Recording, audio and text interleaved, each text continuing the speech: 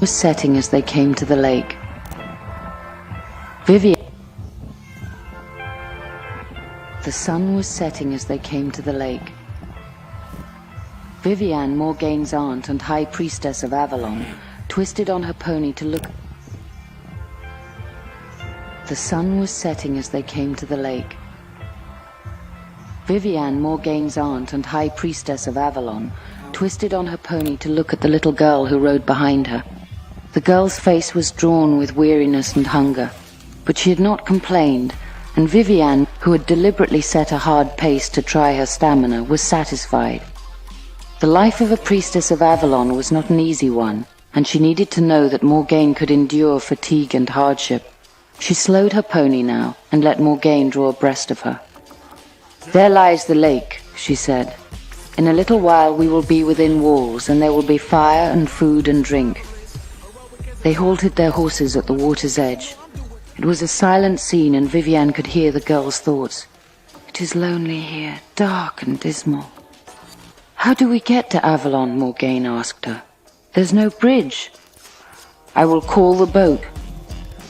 Vivian raised her hands to cover her face and sent out the silent call. Within moments, a low barge appeared.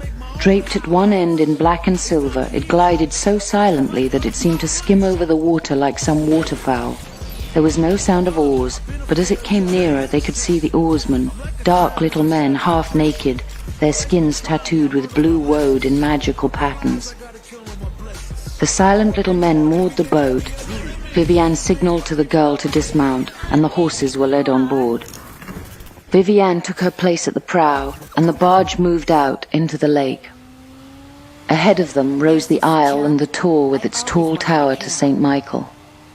As the boat skimmed over the water, Vivian could make out the walls of the church and the monastery. She could sense the young girl's sudden fear. Were they going where convent walls would close about her forever? "Are we going to the island church, Aunt?" "We will not come to the church," Vivian replied tranquilly. "Wait and see, and ask no questions. That is to be your lot while you are in training." Rebuked, Morgaine fell silent. Vivian summoned her strength for the magical act she was about to perform.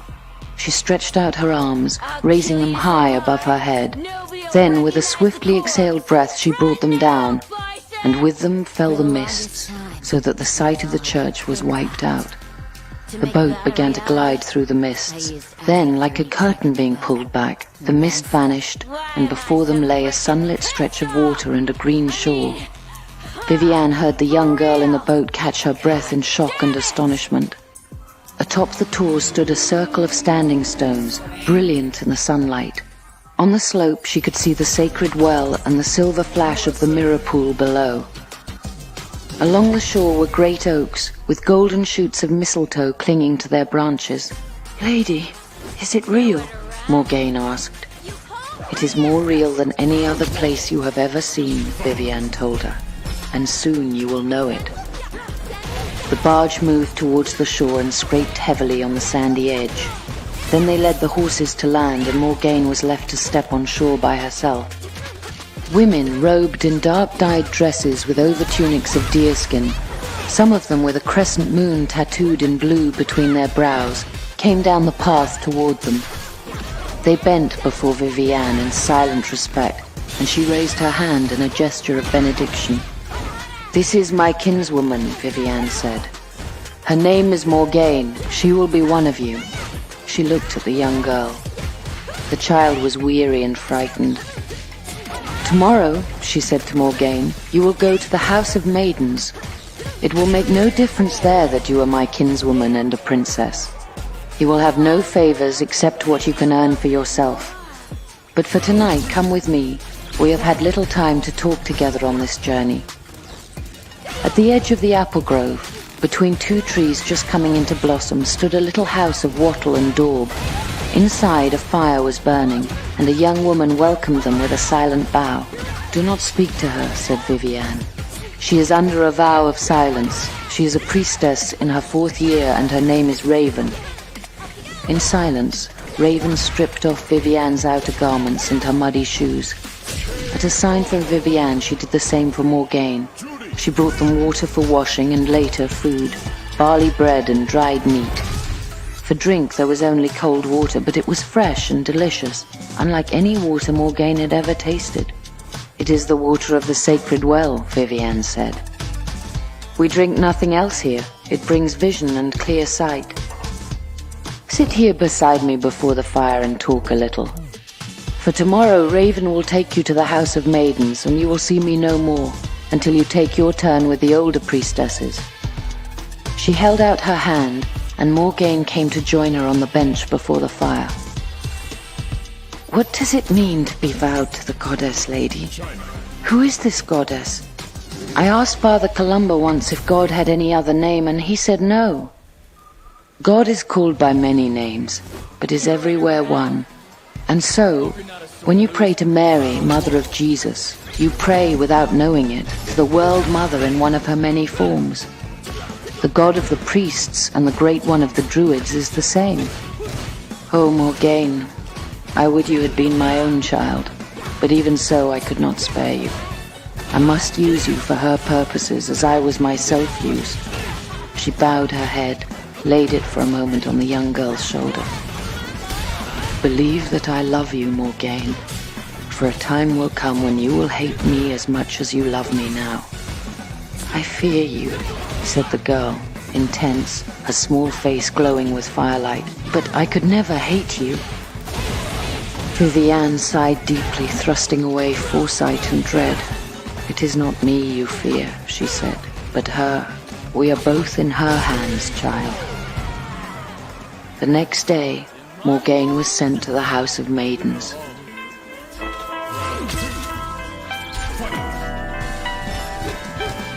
After 9 years of training in the priestess arts, Morgaine moved so silently that no footfall or even a breath of air marked her passing.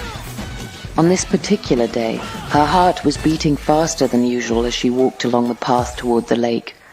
Galahad she remembered from her first years in Avalon, a scrawny, dark, intense boy. When the barge came out of the mist, the sun had risen on the far shore, and she could see a horse and rider waiting there. The rider was slightly built, his face aquiline and darkly handsome. When he dismounted, the natural grace with which he moved, a dancer's grace, took her breath away. "Galahad," she said, pitching her voice low to keep it from trembling, a priestess trick, "I would not have recognized you."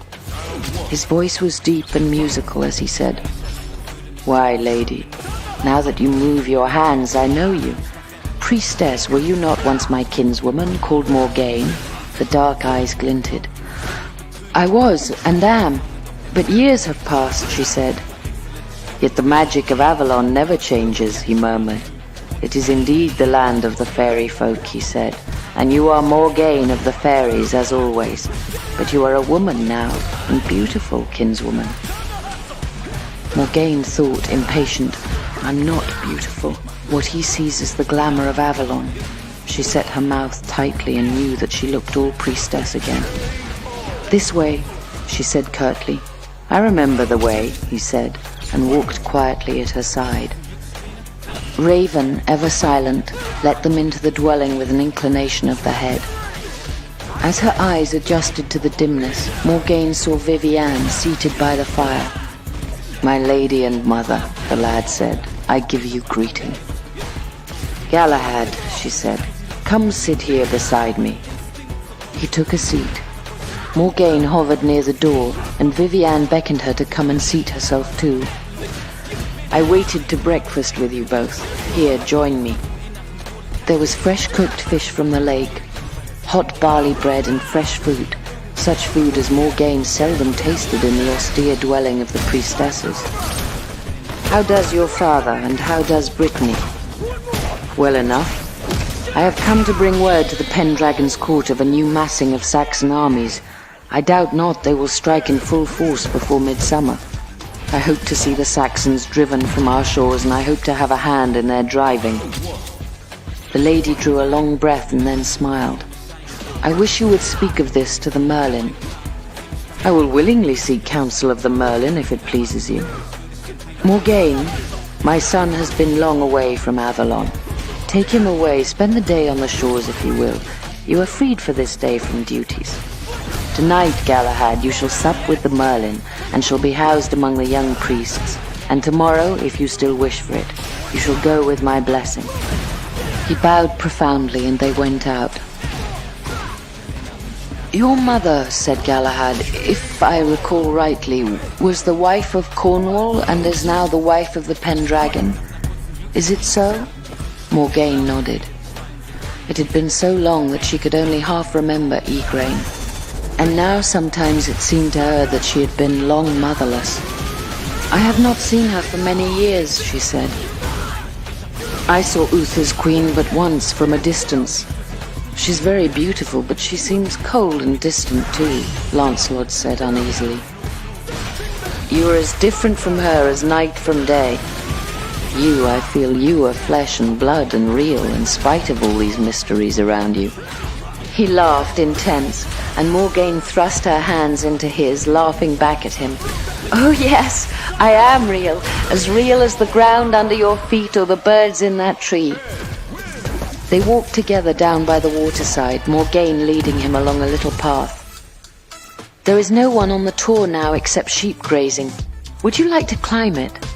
"Yes," he said. "I remember once when I was a child I climbed it. I wonder if it will seem as enormous to me as it did when I was a little lad." "We can climb the processional way if you will. It's not so steep because it winds round and round the tor." "No," he said. "I would like to climb straight up the slope, but—" He hesitated. "Is it too long and steep for a girl?" She laughed and told him that she'd climbed it often. Together they set off upward. Morgaine, who was strong and hardy from much running and walking, set a pace which astonished Galahad and which, after the first few moments, he found it difficult to match. She wound the loose folds of her skirt up around her waist and went along the steeper, rockier part of the slope. She had never before had the slightest hesitation in baring her legs, but now, when she knew Galahad was looking at them, she could not keep from remembering that they were shapely and strong. At the top, she climbed up over the rim of the hill and sat down in the shadow of the ringstones. A minute or two later, he came over the edge behind her and flung himself down, panting. When he could speak again, he said, "I suppose I have been riding too much and not walking and climbing enough. You're not even short of breath." "I'm accustomed to coming up here," she said. "Look, on the priest's isle there is not even a shadow of the ringstones," he said, pointing. "No," she said. "In their world there is only their church and its tower. I sometimes wonder if that is why they keep great fasts and vigils on our holy days, because it would be too uncanny to feel all around them the shadow of the ringstones, and perhaps, for those who still had some shadow of the sight, to feel and sense the comings and goings of the druids." Lancelot shivered. "And you have the sight? You can see beyond the veil that separates the worlds?" "Everyone has it," Morgaine said. "But I am trained to it beyond most women. Would you see Galahad?" He shivered again and said, "I beg you, do not call me by that name, cousin." She laughed. "What would you have me call you? Lancelot, then?" "What you will, save for the name my mother gave me. I still fear her voice when she speaks that name in a certain tone."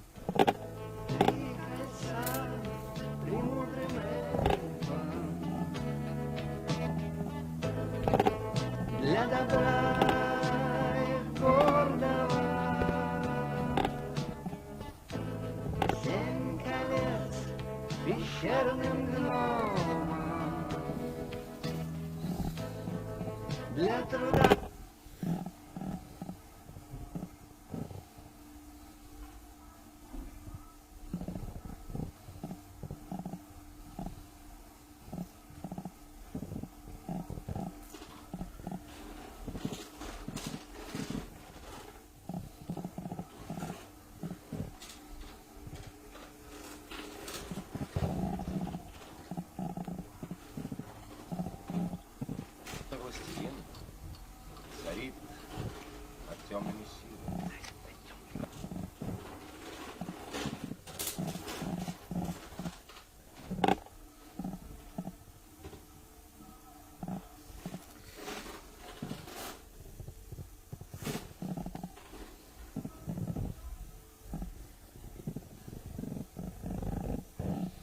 Okay.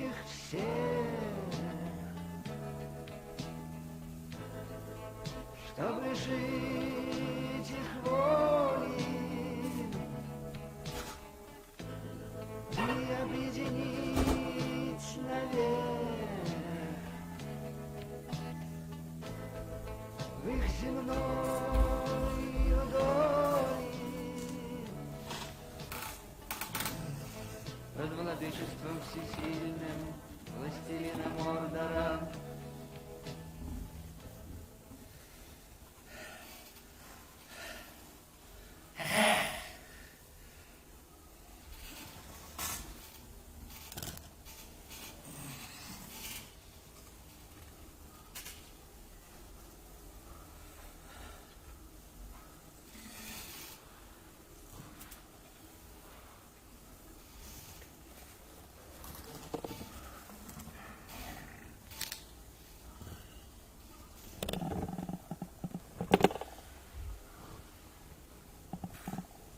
Сегодня наш рассказ пойдет о хоббитах. Мы познакомим вас подробнее с их жизнью. Хоббиты неприметные, но очень древний народец. Они любят тишину и покой, тучную башню, зеленые луга. А сейчас в мире что-то стало шумно и тесно. Поэтому живут они в своем мире, который называется страна.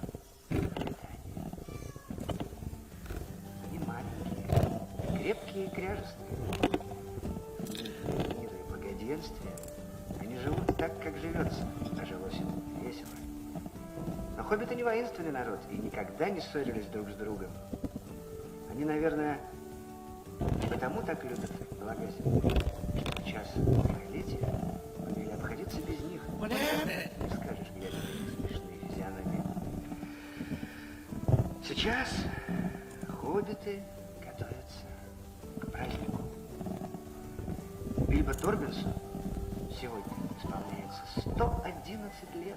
Да-да, вы не ослышались, именно 111 лет. Ведь хоббиты жили долго, и даже в свои 111 Бильбо выглядит, наверное, на 50 и больше.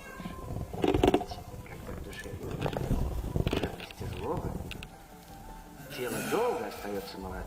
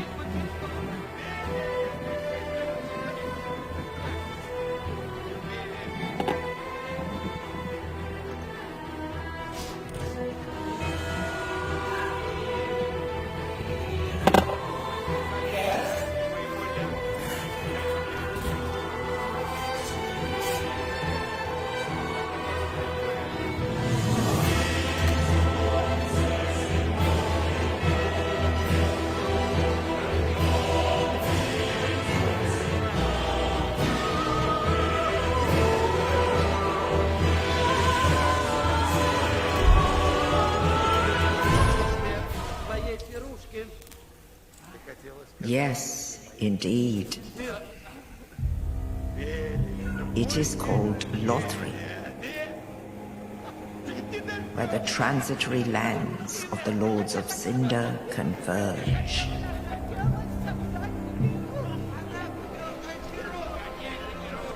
In venturing north, the pilgrims discover the truth of the old words. The fire fades, and the lords go without thrones.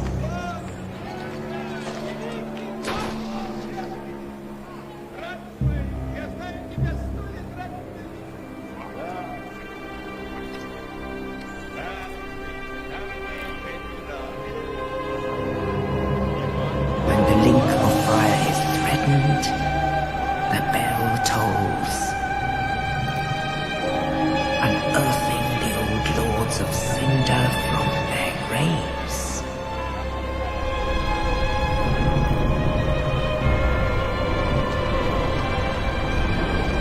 Aldrich, saint of the deep,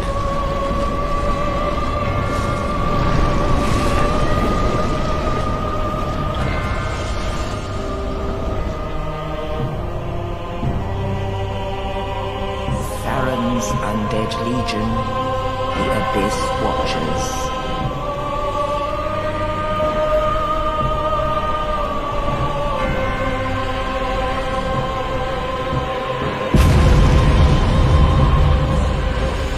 And the reclusive lord of the profaned capital.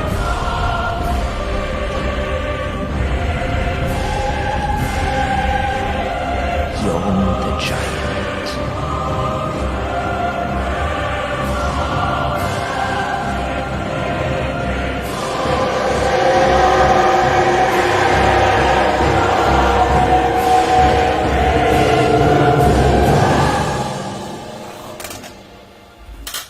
Only in truth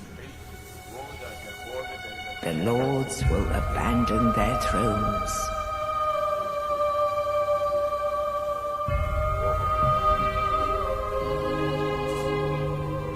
And the unkindled will rise.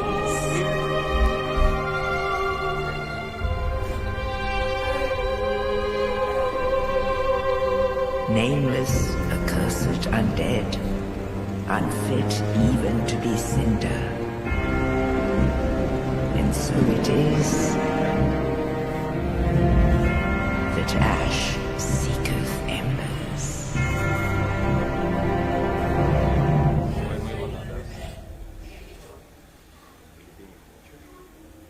Тебя все время волнует это. Ты что, хочешь его забрать себе?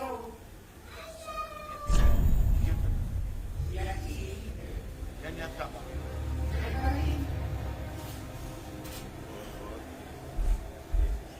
Так же его называл город. Прежний владелец. Вкладывай кольцо, себе его забирать не собираюсь.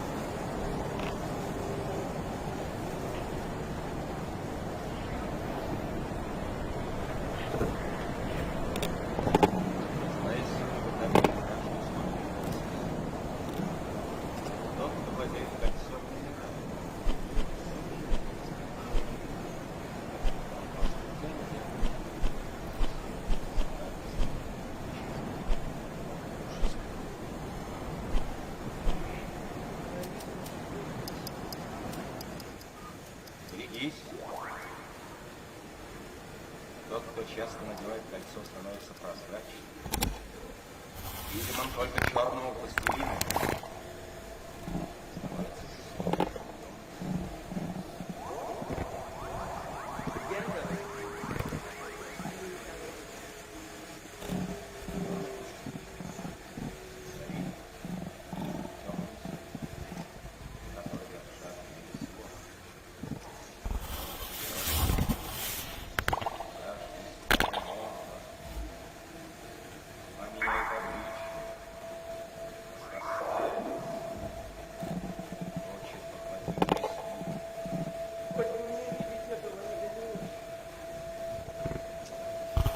Забирает трубку.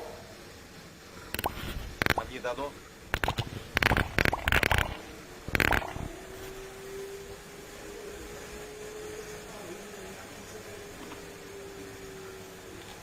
Сейчас узнаю.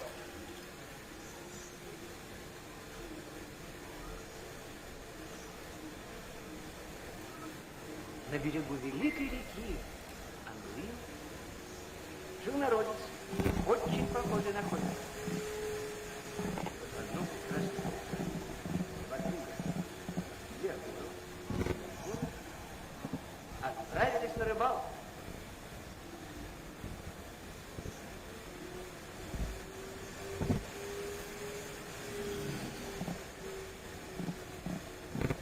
Клюет! Ой, клюет!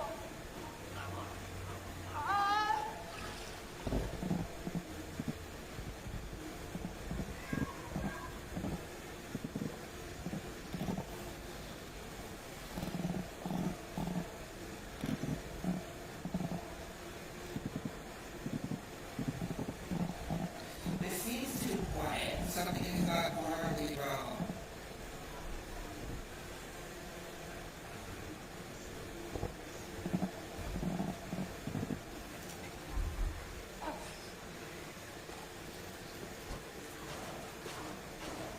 Смотри, что я нашел. Красотка. Колечко. Почему же?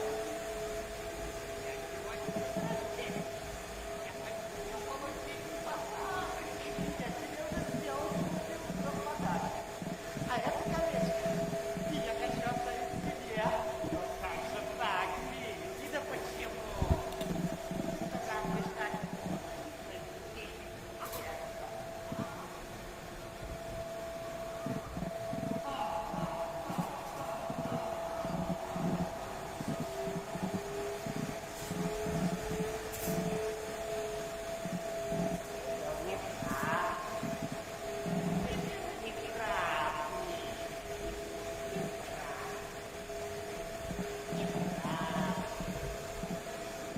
Кольцо было круче. Я Миагору надел его на палец. И тут же исчез.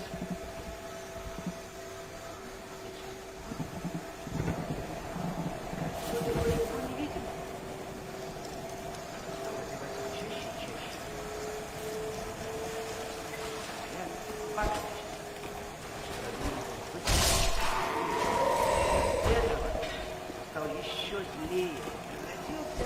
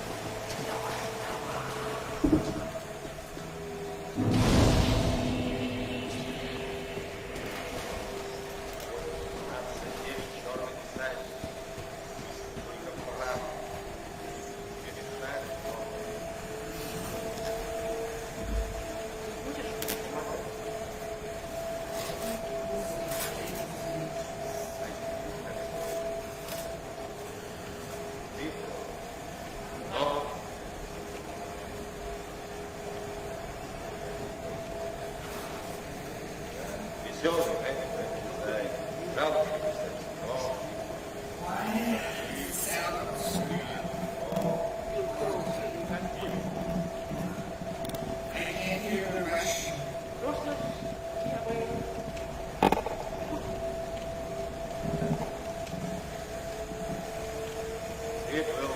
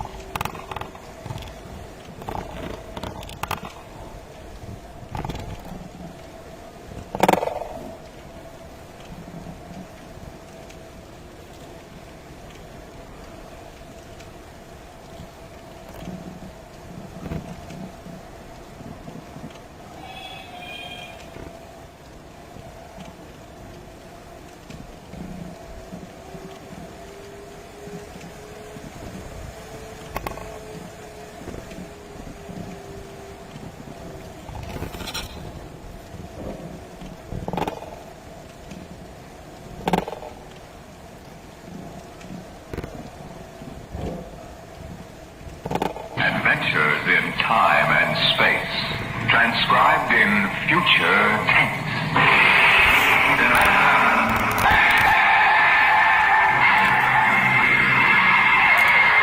On stage tonight, Dimension X.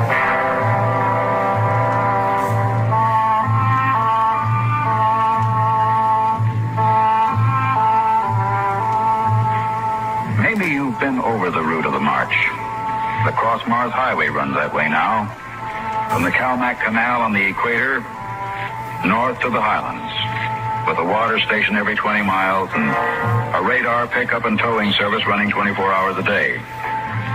But there wasn't any highway 30 years ago in 97. There was desert. Hot, burning desert. Sand shifting and blowing, piling up around the empty shells of the ruined cities, ancient when man on Earth was living in caves. I lived at the edge of the Calmac Canal then with my father. He was a prospector, searching the surrounding desert with sonar probe and Geiger counter, scratching just enough ore from under the Martian sands to pay for our grub stake the next year. I remember he was in the Adamson digger in the North Quadrant when I came running out that day. Dad! There's somebody coming, Dad, across the desert. You sure? I saw them. They're a couple of miles out. How many cars? They're on foot. On foot across the desert? Honest, Dad, I saw them. You sure it wasn't a light reflection off the canal? No, it was dark against the sand. I don't like that. You run back and get the rifles out. I've got to pull the digger into the shed. Is there going to be fighting, Dad? I don't know. Got a whole year's oil piled out back in the bins. They're going to lose it to no claim jumpers. You get back to the shack and break out those rifles. See that they're loaded, you hear? And jump.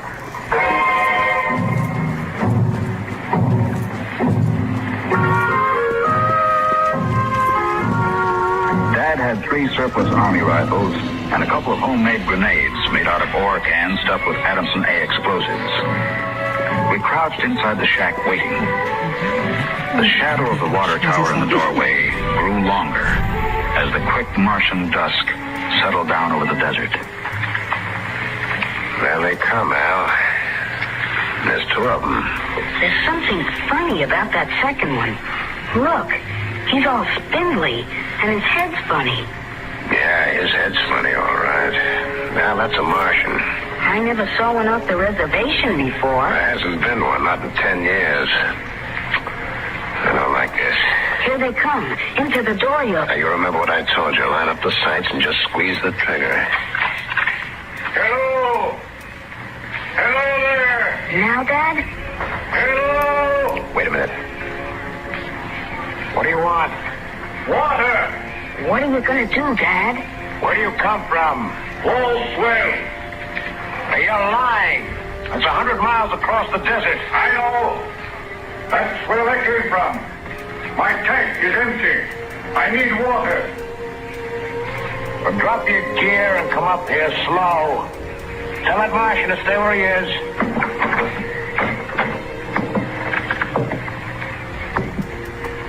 All right, now. Who are you? My name is John. John, eh? What are you doing with that spider? His name is Kantalka. I don't care what his name is. What's a human doing with a Martian? I found him in the dry bed of Calmac Canal, nearly dead of thirst. Probably ran off from the reservation. When our brothers are caged, they seek freedom. Brothers? Those spiders? All living creatures are our brothers, on Mars as on Earth. Oh, wait a minute. Bert Alstrom at False Wells told me there was a screwball hedge preacher over there hovering about letting the spiders loose off the reservation. Let no man call his life his own. No man or tribe nor nation. I guess that's you, all right. Yeah, Bert told me they called you Crazy John. Oh, well, I don't suppose there's any harm in you. Go on, fill up your tank at the air still. You can even have supper with us. We would be happy to. We? What do you mean, we? Contel Carr and myself. That spider? Oh, no. I ain't having a Martian sitting down to eat with me. Now, you come on, no. Thank you, son, no. Where my brother is not welcome. I cannot go.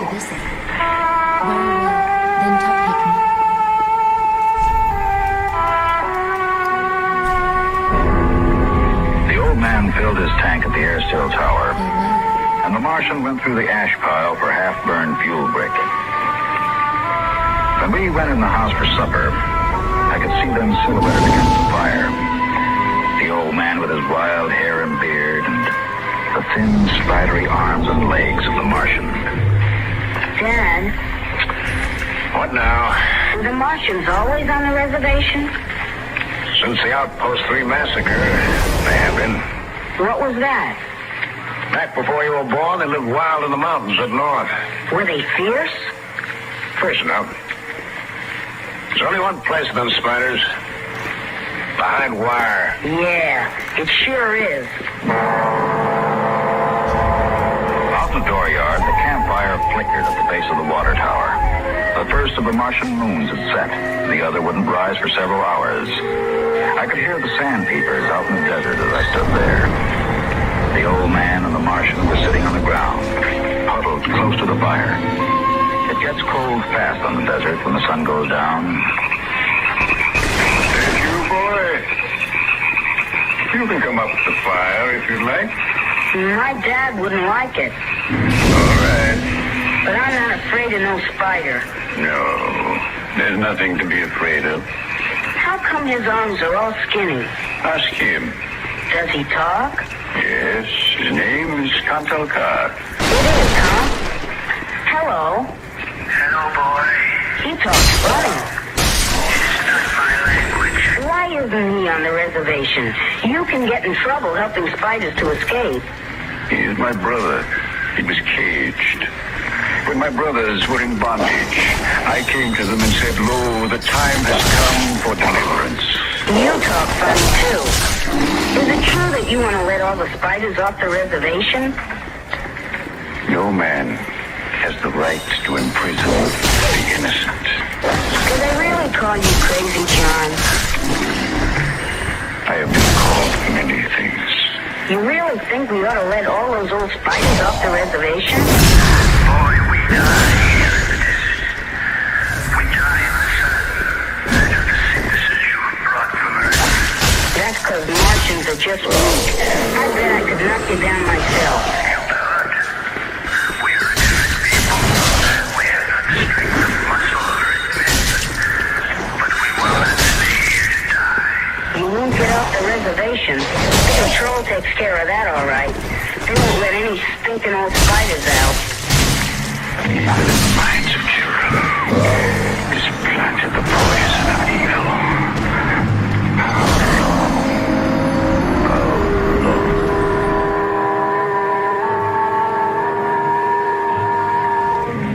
That night through the window, I could see the flicker of the old man's campfire.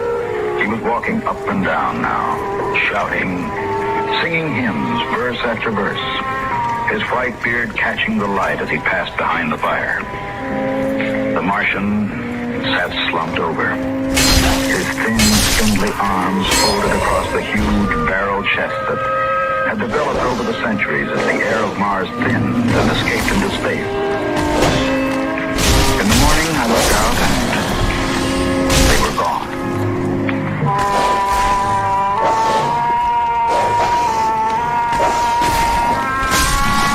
Looking back now, we wonder how they did it. The high voltage wire around the reservation carried a fatal charge.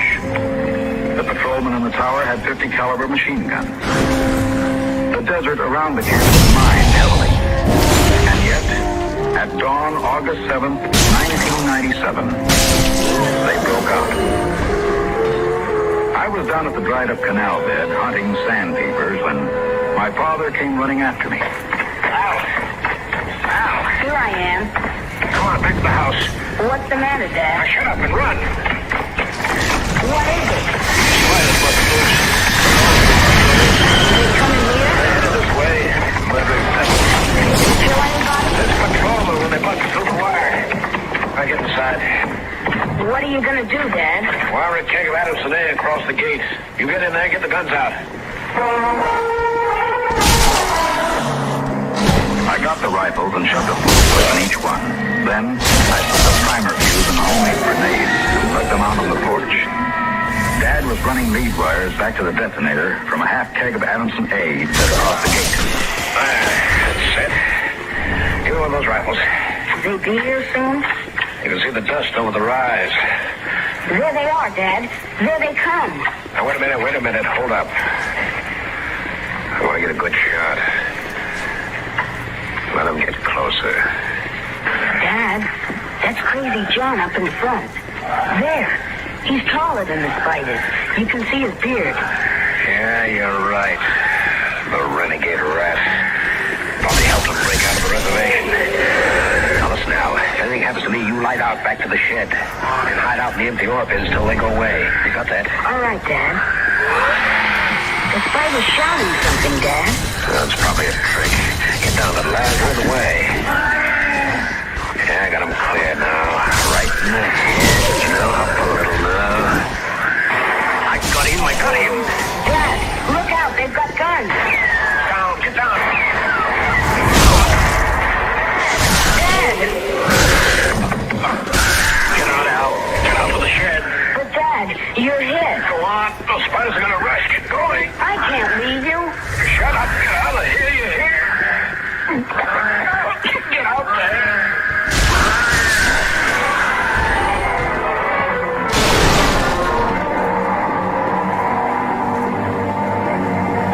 Back through the house to the shed, and behind me I could hear the Martians screaming in the dooryard.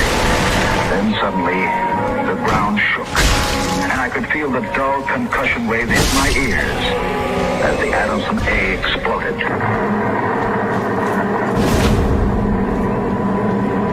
I could hear the high whispered screams of the Martians and the rattle of fragments on the metal roof of the shed. I dived into the empty ore bin and slammed the hatch almost shut. I crouched there, watching the thin edge of light that filtered through, listening to the brittle tramping of Martian feet on the board floor of our house. The shooting had stopped, and the shouts had died away. I sat there waiting, and then suddenly a shadow fell across the edge of light, and the hatch slid open on top of me. You leave me alone. I'll kill you. Boy, I've been looking for you. Where's my dad? What did you do to my dad? He's dead. You killed him. You and those spiders. You killed my father. Out of there, boy. You let go of me, you murderer. Come on out. I'll kill you. I'll kill all those stupid murdering spiders.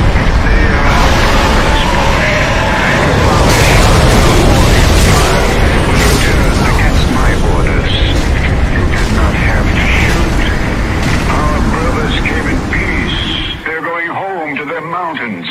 We came to get water for the journey. You mean you just wanted water? You... Dad! Dad!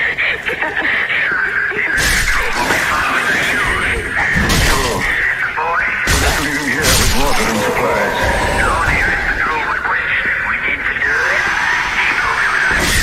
It's straight across the desert to the mountains. You die. Since the Earthmen came to Mars, the Highlanders have died in the crash. We're going home.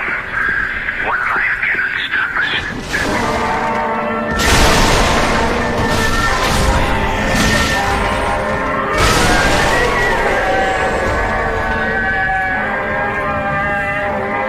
They tore the Adamson air still from the tower and mounted it on poles. They piled our supplies in the yard and loaded them on their backs. And then they started.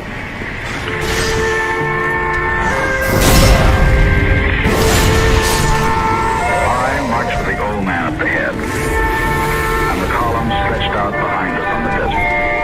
Women, children, the sick and the dying.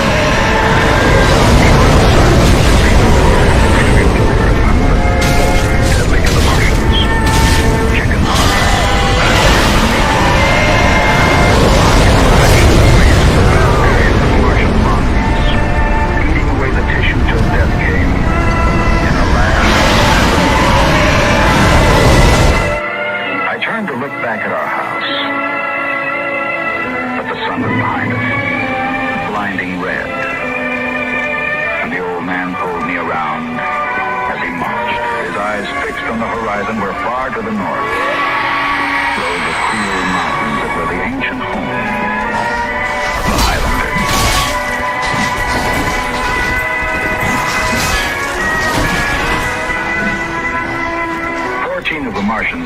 first day. They dropped to the side of the column when they could go no further and died. The march went on. The sun burned down in the day. The air shimmered with the heat. And at night, under the cold hitting by the trees, the winds cut at tattered clothing, scattered the people's fires that dotted the campsite. They was a mighty settlement, but not wide enough. They were in ambush behind a pile of rocks. Don't worry. Why aren't the spiders fighting back? Go on back, all of you. We're giving you your last chance to get back to the reservation. I will shoot the whole lot of you. Let us go in peace. Who's that? You. What are you doing with them spiders? That's crazy John. A voice cries out to the universe. Your brothers must have justice. We'll give them justice. I shall lead them home. Home to the promised rest. Home to the mountains. March forward! March forward!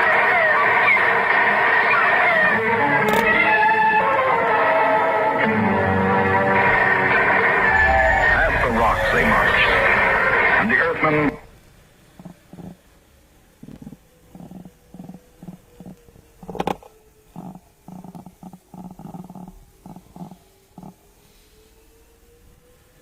Street Fighter 6.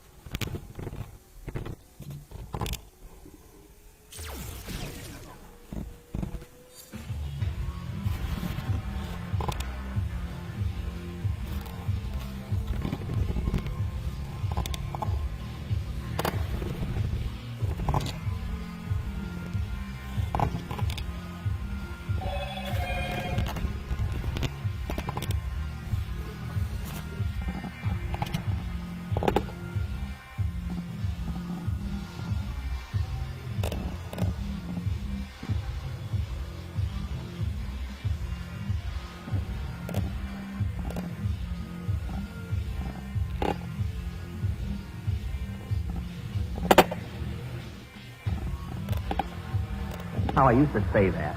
Jack, let's rehearse the commercial once more. We'll be on the air in just a few minutes. Later, Don. Jello again. Jello again. Hello, Goon. Mary. Mary, I'm nervous enough without you throwing me off. We'll be on the air in a few minutes. Why don't you study the script? Some script. I went through it 5 times and I can't find a single joke. Well, hold it up to the light. There must be some there.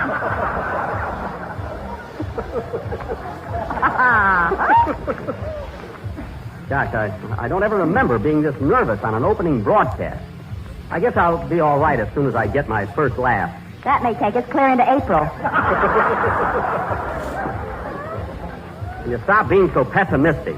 You got plenty of funny stuff for tonight. Yes, Jack, I wouldn't worry about the script if I were you. By the way, have you got the same writers you had last season? You mean Scum and Abner? Yes, they're still with me. Incidentally, I wish they'd get here. The last routine needs fixing up. Where are they? Oh, they're across the street at Roseland dancing with each other. The bald-headed one thinks he's Yolanda. Oh, well. Jello. Jello again. 3 minutes to go, Mr. Benny. Holy smoke. Gosh, I don't know why I'm so jittery. An old trooper like me.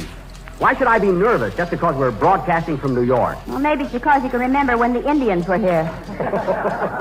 Oh, quiet. I tell you one thing, Mary. Nervousness is a sign of temperament, and it proves that I'm a great artist. Hey, Don? Yes, Jack, you certainly are. Yep. What that fat guy won't say for money.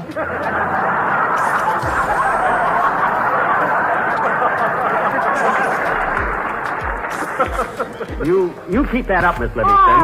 And when you get your first paycheck... Dennis, if you want to practice, go out in the hall. I'm all on edge the way it is. What's the matter, Mr. Benny? Well, we've been off the air since last May. We'll be broadcasting in a few minutes. Aren't you nervous? No, I'm happy. It'll be fun to start eating again. What? Why, Dennis, you poor kid. If you needed money for food this summer, why didn't you come to Uncle Jack? Uncle Jack's rates are too high.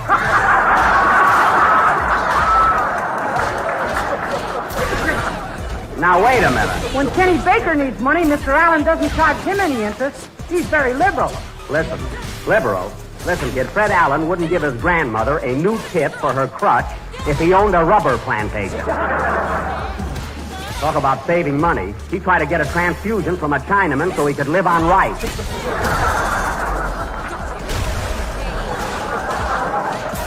Imagine. I'd keep quiet if I were you. You took me to the store club the other night, and when the check came, you pulled a knife on the waiter. Well, where do they get that stuff? $1.50 for a steak sandwich. Who wouldn't complain? Who wouldn't squawk? Well, I'm getting tired of being thrown out of every place we go. Nobody was thrown out. Now listen, Mary. 2 minutes to go, Mr. Benny. Yikes! Hey, I wonder if the music is all set. Where's Phil Harris? There he is, looking out the window.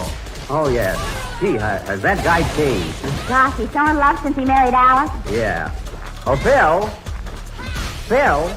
Have you noticed, fellows, the leaves are turning brown?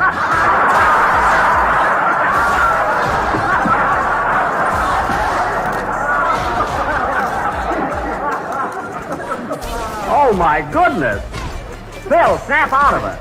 Now, remember not to play your opening band number too loud, Phil, because John has to do his commercial over it. So keep it down. I'll be very happy to. Thanks. See, while he's in such a soft mood, I ought to slug him. I may never get another chance like this. Now, Phil, come too, will you? Say, Jack, I'm not going to do this joke here. It's too corny. Where? This one here. Mary, that's a topical gag. We have to do them. Topical or no topical, I'm not going to say that you go out with a girl in Brooklyn because you can't dodge her. Dodger, don't you get it? Mary, the Brooklyn Dodgers. That's a baseball joke. If I had a bat, I'd hit you right over the head with it. Fine attitude. Now, look, I'm the boss here, and if you don't Jack, here comes our sponsor. Whoop, the sponsor. Oh, hello, Mr. Mortimer. Hello, Jack. Hello, Mary and everybody. Oh, hello, Mr. Mortimer. Hello, John. Well, Mr. Mortimer, we're just about set for our first broadcast. Are you going to listen to the show this evening? Yes, Jack. And I hope it'll be funny. We don't want to get off on the wrong foot, you know. No, we don't. No, indeed. No, sir. No. You know the public. They can tune you out just as fast as they can tune you in. Oh, faster. I mean, yes, sir. It's up to them, all right. 1 minute to go, Mr. Benny. Okay. Get ready, fellas. Now, Mr. Mortimer, you've looked over the script, and everything is fine, I hope. Yes, Jack. There's only one thing I don't like. Why don't you... Yes. Oh, absolutely. Wait till he tells you. Oh, yes. Now, what was that suggestion, Mr. Mortimer?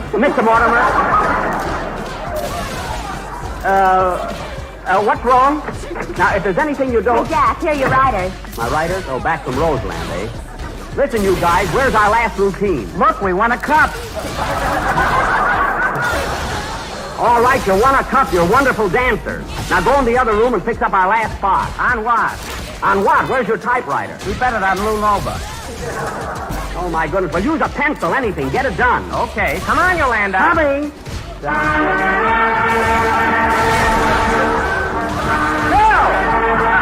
cut it out. Now, cut it out. Don't encourage him. Isn't that awful? You'll have to excuse him, Mr. Mortimer. Now, what was that gag you didn't like? The one Miss Livingston tells about your girl in Brooklyn that drives a Dodge. Oh, no, Mr. Mortimer. You've got that wrong. She drives a Dodger. I mean, I go with a girl in Brooklyn because I can't dodge her. It's very funny, don't you get it? Now, just what is there between you and this woman? Nothing, Mr. Mortimer. I don't even know her. It's only a joke. 10 seconds. Stand by, everybody. Okay, come on, fellas. Let's give him a good show. On your toes. Well, what about that joke? All right, Mr. Mortimer, you're the boss. Take it out, Mary. Take it out. I thought you were the boss. Not when he's here. Take it out. Jack, quiet. We're on the air. Take it. Oh, hello again. Pardon me, that's too soon. Quiet, everybody. Quiet, we're on. Jello program coming to you from New York City, starring Jack Benny with Mary Livingston, Phil Harris, Dennis Day, and yours truly, Don Wilson. Now, ladies and gentlemen, our master of ceremonies. A man who has missed you as much as you have missed him, or have you, Jack Benny.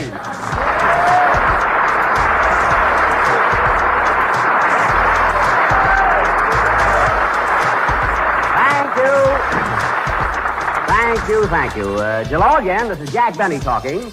And Don, isn't it wonderful to be opening our season here in New York for a change? There's so much going on, so much excitement and everything. Yes, Jack, I've never seen the old town so crowded. Well, why not? All the new shows opening, the Lewis Nova fight, the World Series. Have you seen any of the games, Don? No, I haven't, Jack. I knew it would be terribly crowded, and I didn't want to get pushed around. Look who's worried about being pushed around there. Now, wait a minute, Jack. That fat stuff isn't going to be believable this year. I was on a diet all summer, and I lost 8 pounds. 8 pounds, huh? Don, taking 8 pounds off of you is like losing a homing pigeon. Look in your backyard, and there it is.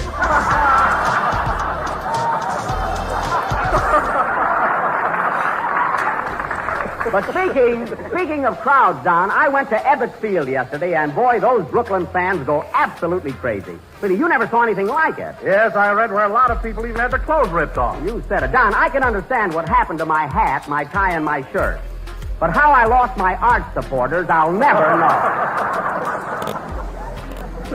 My shoes were still on. That must have been quite an experience. Oh, I wouldn't want to go through that again for... Oh, well. Hello, Mary. Hello, Don. Oh, hello, Mary. How are you?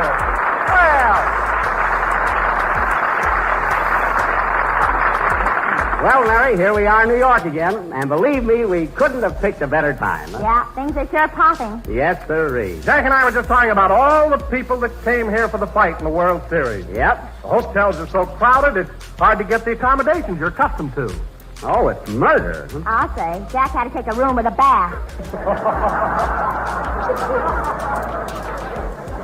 Now, wait a minute, sister. I always get a room with a bath. None of that walking down the hall for me. Oh, no? No. Then why do you always buy hiking shoes with your pajamas? Mary, you keep that up and I won't take you to any more shows. You're not the only girl I know around here. That's right. You know, Don, Jack goes with a girl in Brooklyn because he can't... Whoop, whoop, whoop, whoop, whoop, whoop. Hold it. Take it out. Take it out. What's the matter with you? Mary, we can't do that gag. The sponsor's sitting in the front row. That's all right. He's asleep. Well, a big laugh will wake him up. Just remember, Mary, we're not doing any corny gags on this program. Correction, look who's coming. Hiya, folks. Here's your little ray of California sunshine. Make me happy.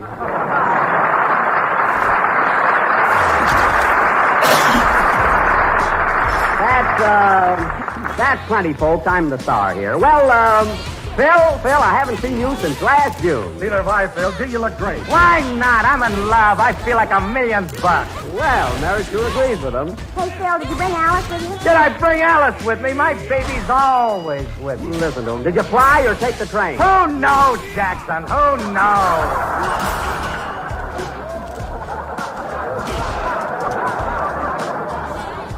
Well, I'll be darned. Folks, ain't love grand. What hotel are you stopping at, Phil? Well, you know them 2 big towers on the Waldorf Astoria? Yeah? We're living on a cloud right above them. On a cloud? Hey, Jack, maybe you can get one without a bath. Mary. Well, Phil, you sure got it bad. You know, I haven't been in... Oh, hello, Dennis. Hello, Mr. Benny. Well, folks, here's your little squirt of California orange juice. Applaud on me. Well, Billy, brother, how are you, boy? Oh, yeah. Well, here we are, the Jello Gang all together again. Well, have you been enjoying yourself, Dennis? Yeah, I've been listening to the World Series games on the radio. Those Dodgers are a cinch to win. Oh. Oh, so you're a Brooklyn fan, eh? Yeah, murder 'em. Well, I don't know about that, Dennis. Those Yankees are pretty powerful. Baloney, they're scared of Brooklyn. Scared? Sure, they were supposed to play at Ebbets Field Friday, and they didn't even show up.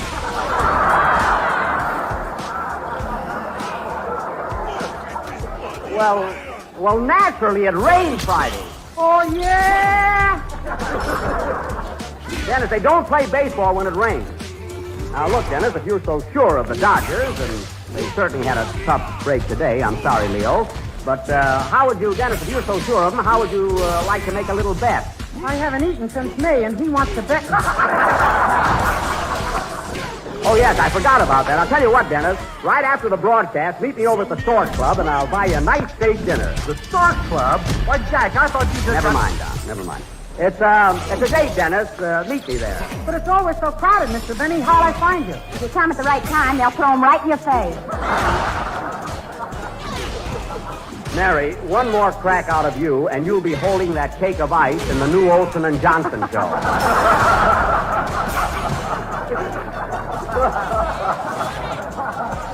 They're looking for talent. Now, Dennis. Yes, please? Time is fleeting, so how about entertaining us with a number? Are you in good shape for a song? It rained, he says. It did. Now sing. Wait a minute, I'll take it. Hello? Hello, Mr. Bennett, this is Rochester.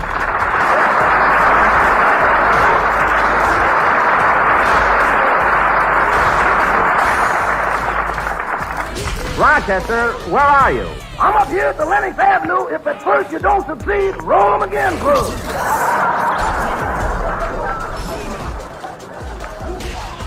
Oh, shooting dice, eh? How much are you ahead? Ahead? Boss, if I was winning, this phone call would be purely social. Oh, so that's it. Well, Rochester, don't expect to borrow any more money from me. What, boss? Now, look, boss. I'll get it, gentlemen. Stand back.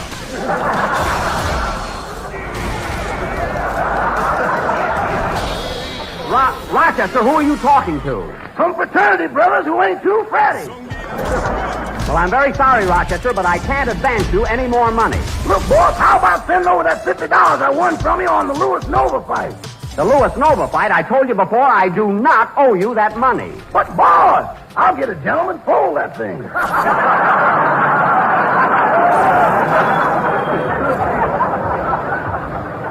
Rochester, our bet was that Nova would be knocked out. Knocked out? Yes.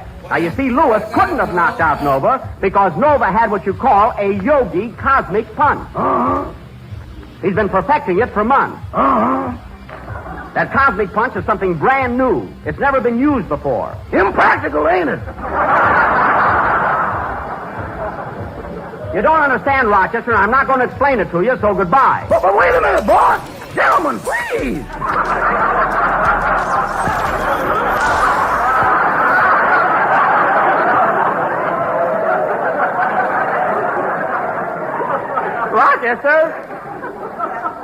Rochester, I'm going to hang up now, and I'll discuss this with you tomorrow.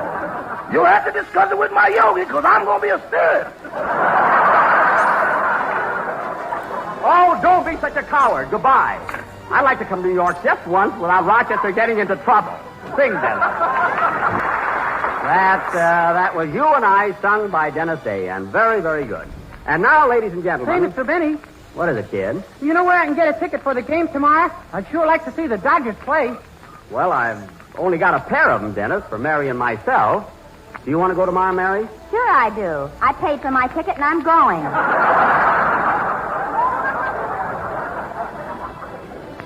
Oh. You speculator.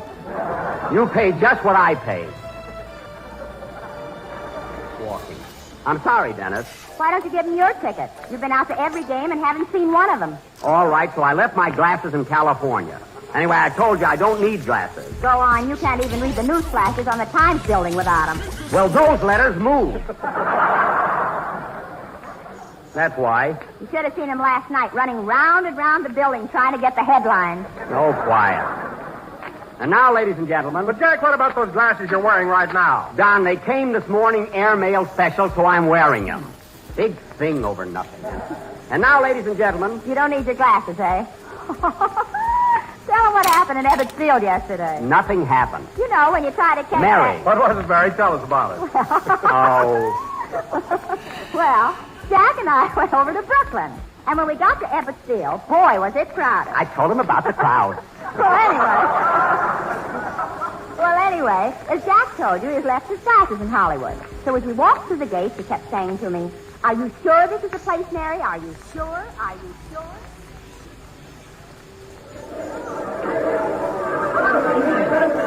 Are you sure this is the place, Mary? Are you sure? Mary, where are you? Don't get panicky. I'm right here in front of you. Oh. Well, take hold of my hand. You promised to lead me. Now, sit close. The idea of coming to the ball game without your glasses. You know you can't see a darn thing. Don't worry, I can see all right. As a matter of fact, whoop! Oh, pardon me, madam. That's all right, Bud.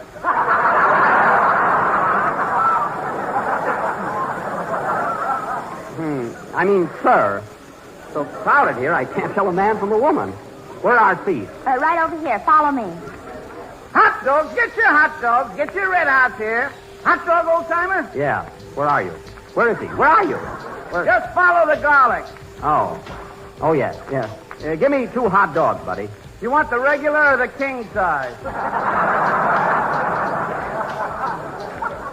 The regular will be all right. Yes, sir. Here you are. Thanks. This hot dog sure smells good. You said it. Pardon me, mister, but you're putting the mustard on my thumb. Oh, I'm sorry. It just so happens that... What? What's that? What happened, Mary? Where? Who? What? What happened? Hurry up, Jack. The game started. Gee, I hope we haven't missed much. Where are our seats? Right down here by the first baseline. Oh, nice and close, eh? Hello, Mary. Hiya, Jackson. What's cooking? Who's that, Mary? Jeepers, he's deaf, too. Oh, that's Phil Harris. Hello, Phil. What a game! What a game! Yes, sir. Who are you betting on, Phil? Cincinnati, Jackson. I'm in love. And he's going to be a father. What a guy. See you after the game, Phil. Here we are. Uh-oh. Hey, Jack, look at that. Where? Who? What? Look at what? Where? Say something. There's a great big guy sitting in our seat. Oh, there is, eh? Well, I'll straighten him out. I'm sorry, mister, but you're sitting in my seat. So what?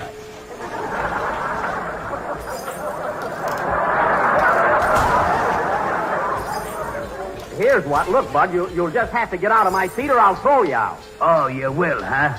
Well, let's see you do it. Now, listen, pal, I don't care if you are a sailor. Get out of my seat. That's a policeman. Oh. Well, blue is blue till my glasses get here. Move over, little Mary. I'll sit on half of your seat. Okay. What's that? What happened, Mary? What? Boo, boo, boo. What happened? What's going on? What? They called a third strike on Camille, and the Yankees are coming up to bat. Oh. Where do you get that stuff, you mad? Kill the umpire! Kill the umpire! Boy, she's tough, isn't Kill it? the umpire! Madam, why do you want to kill the umpire? We was once engaged.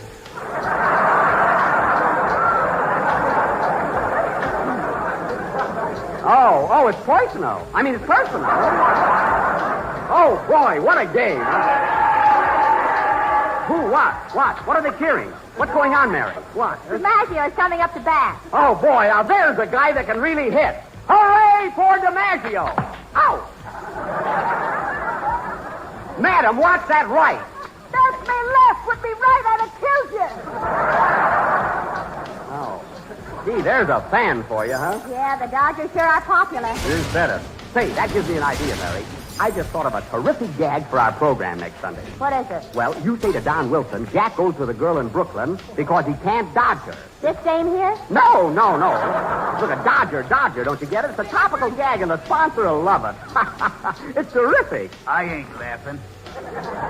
When I want your opinion, officer, I'll ask for it. You see, Mary, when Don says to you... What? What's that? What happened, Mary? Mary, what happened? What? DiMaggio hit a fly. Oh. It's a foul ball, and it's coming this way. It is? Oh, yeah. Stand back, everybody. I got it. Get out of my way, I got it. Oh, no, you don't, lady. I got it. Look out, Jack. I got it. Ooh.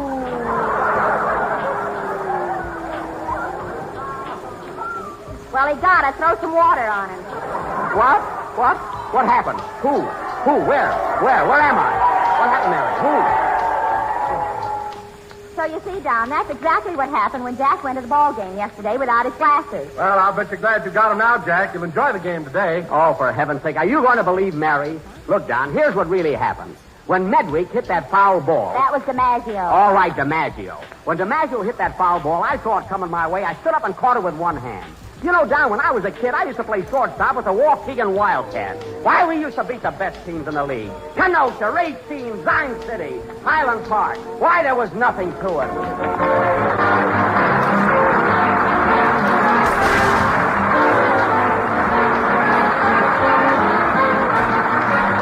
Then we will be with you again next Sunday night, again broadcasting from New York City. Oh, Mr. Mortimer, did you like the program? Mr. Mortimer? Mr. Mortimer? Oh, don't wake him up, Jack. Oh, that's right. Good night, Joni. Good night, folks. Sleep tight, Mr. Mortimer.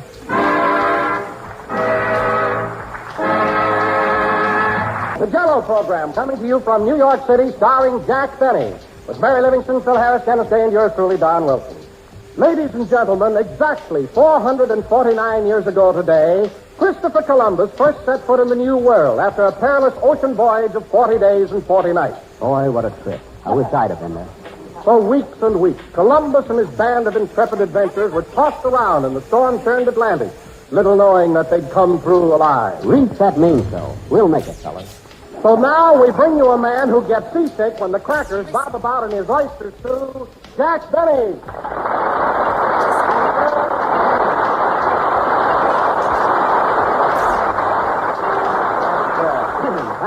Thank you. Hello again, this is Jack Benny talking, and Don, that was a very funny introduction you thought of. You sure love to kid your old boss, don't you? Yes, I do, Jack, and you're my idea of a real sport. Well. I make those cracks about you because you're so big, you're broad-minded. You're the kind of a guy that can take it. A good old Donsey. By the way, I believe you were born in Denver, Colorado, weren't you, Don? Why, yes, Jack. In fact, I spend my summers there. Your summers, eh? Uh-huh. Well, unless you keep a civil tongue in your big fat head, snow will be hitting you in the face. Have you heard any, Oh, hello, Mary. Hello, Jack. How are you? Fine, thanks. Now, are you kidding? Don, have you heard any reports on our opening program last Sunday? You know, comments, reactions, and so forth? Why, yes, Jack. Some people seem to like it very, very much. Uh-huh. Some people thought it was fairly good. Uh-huh. And some people... Well, yes, sir. Well, Don, I thought the press was exceptionally nice this year. For instance, PM gave us a lovely notice. In fact, you could almost call it a ribbon. Yep, PM said our opening program was really a humdinger. Very nice, don't you think? Oh, wonderful. And Radio Guide liked it, and Billboard, the theatrical paper, seemed to think we had a hilarious show. Tell them about the Daily News.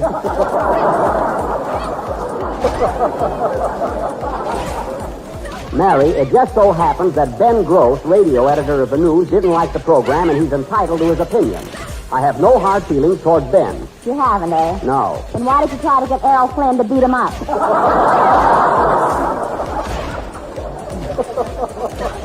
I didn't even know Flynn was in town.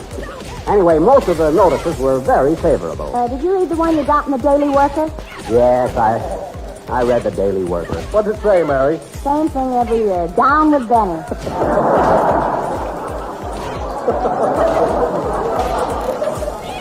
Yeah, but you talk about write-up. Get a load of this rave in the Waukegan News-Sun. Benny wows him again. Here, Mary, read it yourself. Okay. Well, naturally, Jack, your hometown paper would be 100% in your favor. I don't know about that. They're pretty critical, you know. Say, Jack, What? look at this news item on the other side of your write-up. Where? I didn't see it. It says, Boo Boo Benny, cousin of Waukegan's own Jack Benny, was picked up again last night for parking his body too far away from the curb.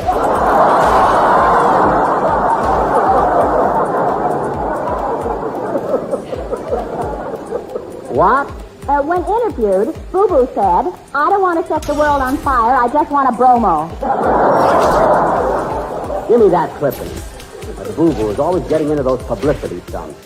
Anyway, Don, the consensus seems to be... Hiya, Jackson. Like the washwoman says, what do you hear from the mop? What? M.O.P. I got the gag. You don't have to spell it. I got it. Say, Phil, we were talking about the first program last week. Did you see any reviews on it? Yeah, there was a swell write-up in the Orchestra World. Oh, the musician's paper, eh? What did it say? It said, due to the length of the dialogue on Benny's first program, Phil Harris had to cut out his usual band number. Oh, they missed it, eh? No, they liked the idea. Oh, well, don't feel bad about it, Phil. It's only one opinion. And that reminds me, Jackson, I hate to bring it up, but Alex thinks that this program is a little too corny for a guy like me.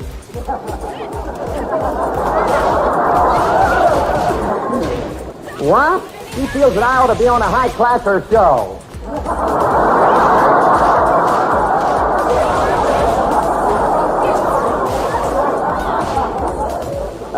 High-classer? Yeah, Alice says I ought to be on Information, please.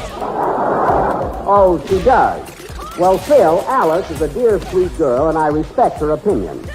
But if you were ever on Information, Please, and you were asked who was the first president of the United States, and you said George Washington, Clifton Fadiman would drop dead.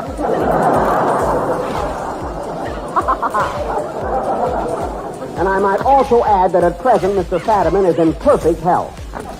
Luca wants to be on Information, Please. Why, Phil, even Jack would be afraid to go on that program. Absolutely. And he has a remarkable memory. Certainly. I do something, I never forget it. Especially that write-up in the Daily News. Quiet, will you? You're going to keep talking about... Oh, hello, Dennis. Hello, Mr. Benny. How are you? Fine, thanks.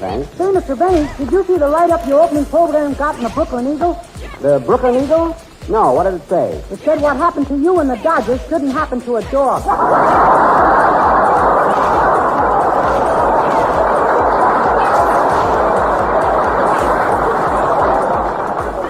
Well, I guess they're still a little blue over the series, you know. Anyway, Dennis, I heard a lot of nice things about your song last week, so now that you're here, let's have another one. Okay, I'm going to sing a very popular number called Time Was. Good. And this being Columbus Day, I dedicate it to my new girl I met last night. I picked her up at Columbus Circle. Oh, how are things around there? I must saunter by. Go ahead and sing, Dennis.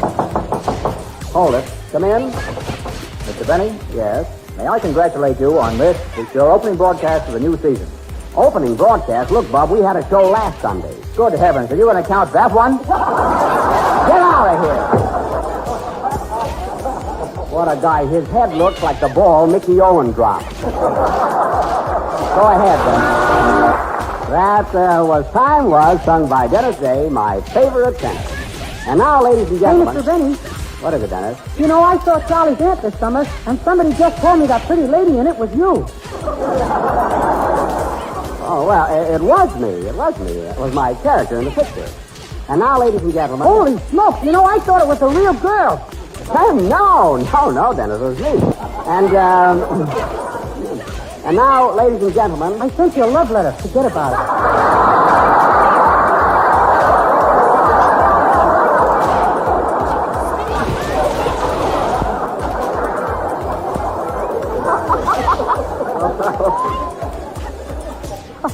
Well, now, wait a minute, jerk. Dennis. What?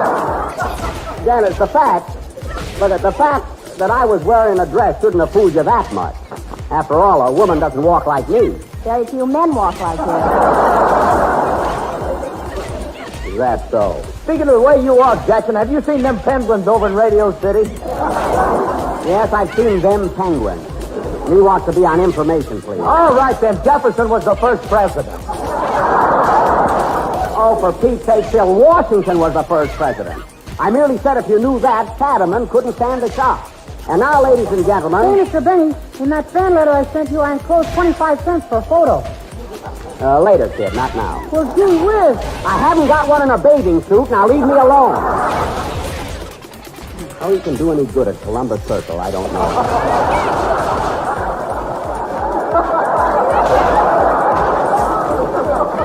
Really, I don't. And now, folks,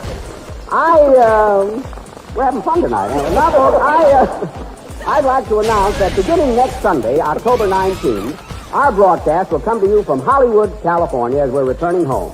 Well, we sure had fun in New York, didn't we, fellas? Huh? Yes, it's been grand, Jack. The little woman and I saw nearly every show in town. I saw 3 swell ones. Panama Hattie and Claudia and the Wookiee. Wait a minute. What about the one I took you to? Oh, yes. Arsenic took me to see Old Lace. Look, Mary, you don't have to be so bitter. Those were the best seats I could get. Oh, stop, will you? I'm not kidding. I got them from the producers of the show, Lindsay and Krause. They had dinner at my house one night. Well, they're even with you now. Oh, for heaven, don't be silly. What if we were sitting up high? Who could see you? You were wearing a veil. Veil, nothing. I got caught in some cobweb. You got caught in that gag, too, I can remember. You know, if you read that gag right, it's a good laugh, really it is. Huh? What? It's only our second show, you know. Well, anyway, Mary, next time... Look. Next time you can go alone. Say, Jackson. What? Alice and I saw Lady in the Dark the other night, and we thought it was great. Oh, did you like it? Yeah, she explained the whole plot to me. Well, Get this situation. Huh? Now, Gertrude Lawrence plays the part of a dame who's all mixed up about everything, and she don't know what's the matter with her. uh-huh. So she goes to see a psychiatrist. Psychiatrist? That's a psychiatrist. Psychiatrist is a Japanese dish. That's sukiyaki. Oh, yeah. Well, I was right about Washington. That I know. Anyway, she finally gets the right guy. They fall in love. The curtain goes down. Alice put on her shoes, and we went home. Well, that's a vivid description. You know, Phil, the next time you go to a show... Pardon me. Come in? Yes? Excuse me, sincerely, Mr. Benny, but I got a note for you. I'm sorry, I'm busy right now. Come back later. I would advise you to take a quick gander at this communique. All right, what's the note? What does it say? Now, I'm only a carrier pigeon. We ain't much on reading.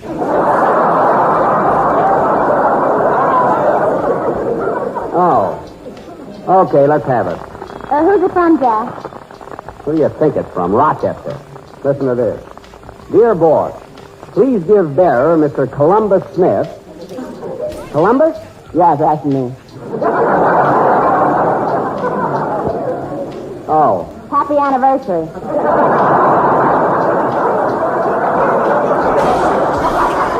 Mary.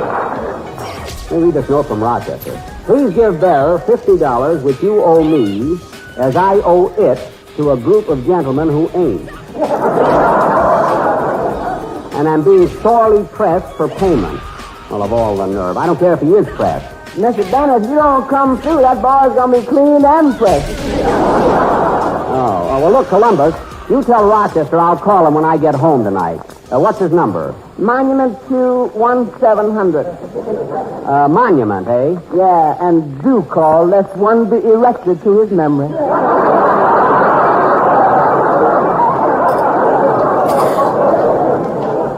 Okay, I'll call him. Yeah, thank you. Goodbye, Mr. Bennett. Goodbye. Mac and Rochester sending for $50. Play something, Phil. He got into this jam. Let him get out of it.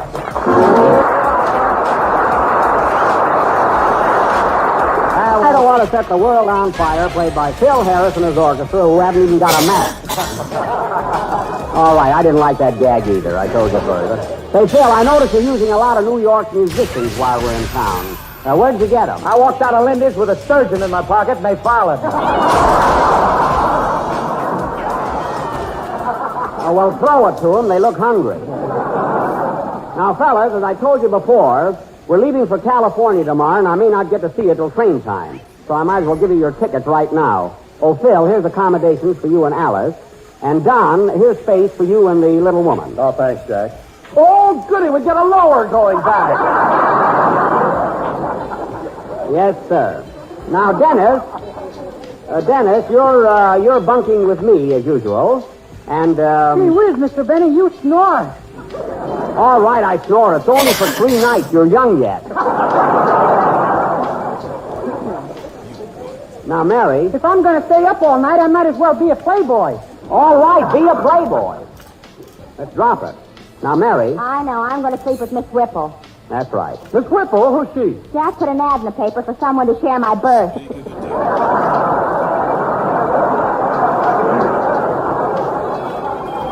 Never mind. I meet more darn people that way. Mary, let me run things, will you? You know, planning a trip like this is no sin. I'll bet she's big and fast. She's very slim. I asked for a picture. Now, fellas, remember, we meet at the station a half hour before the train leaves, and I want you all to be there on time and no more complaints. Hey, Jackson, what's the idea of putting Alice and me in an upper berth? She's a big movie star. Phil, I'm in charge here, and you'll take what you get. Mr. Zanuck won't like it. Nuts to Zanuck. Now, fellas, nuts to Zanuck? What did I say? I've got to make pictures.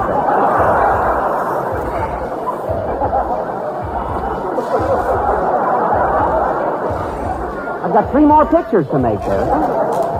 What am I doing? Oh, well. Now, remember, fellas, everybody be at the station a half hour before the train leaves. I'm giving a cocktail party for Miss Whipple. Might as well all get acquainted. So try to make the... Come in. Oh, it's you again. Mr. Benny, I just spoke to Rochester on the phone.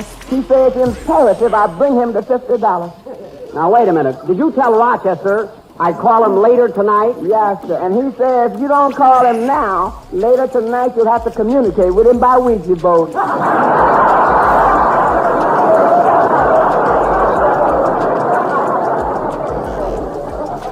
Oh, he's making a mountain out of nothing. Rochester must think money grows on bushes. Well, you owe it to him, don't you? Mary, if you're referring to that bet I made on the Lewis-Nova fight, I have never conceded that Nova was knocked out. Well, Jack, Rochester would never have sent the note unless it was important. Now, I think you ought to call him. Oh, all right. Mary, get me his hotel, will you? Monument 21700. Okay. Well, you've certainly gone to a lot of trouble here, Columbus. Are you a good friend of Rochester's? No, sir. I'm just a member of the syndicate which threw that fatal 7. Oh, I see. Goodbye, Miss Benny. Goodbye. Guess I'd have left Rochester home where he Here's your belongs. number, Jack. Thanks. Hello? Good evening, Teresa Hotel. I'd like to talk to Rochester Van Jones. This is Mr. Benny calling. Oh, hello, Mr. Benny. Are you going to pay him that 50? What? What business is it of yours? We're stepping out tonight, and I had hoped for a bottle and a bird. I can't help that. Now, operator, will you please ring Rochester's room? Yes, sir. By the way, Mr. Benny, has Rochester got a girlfriend in California? Oh, for that. Yes, he got 4 or 5 girls there. Is it 4 or 5? What's the difference? I'm going to carve him up and pass him around. Operator, will you please get Rochester? I want to talk to him. Yes, sir. I'll ring his suite. Imagine living in a suite yet. Call from Mr. Van Jones. Here I am, sweet potato. Don't sweet potato me, short, dark, and gonna be shorter.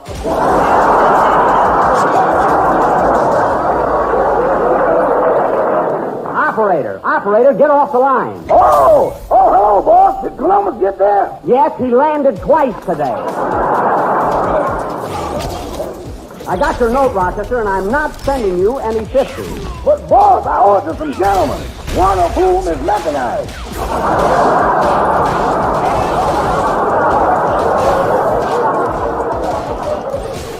I don't care what he is.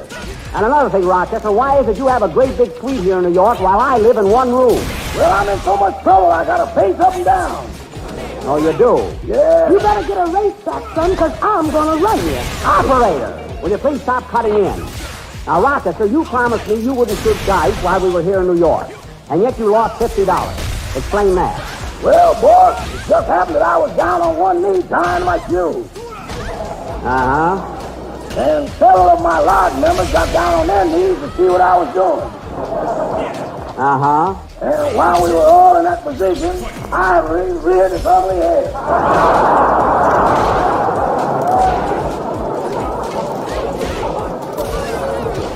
Well, I'm sorry for you, Rochester, but you'll have to take care of your own obligations. But, boss, all I want is the money you owe me on the Lewis-Nova fight. I told you before that, in my opinion, Lewis did not knock out Nova. Oh, reconsider. Operator, please. Now, Rochester, I don't want to discuss this any further. The fight is over, so forget it. Wait a minute, boss. There's a gentleman here that's very much interested in me collecting that 50. Would you mind talking to him? Oh, all right. Put him on. Hello, Mr. Benny.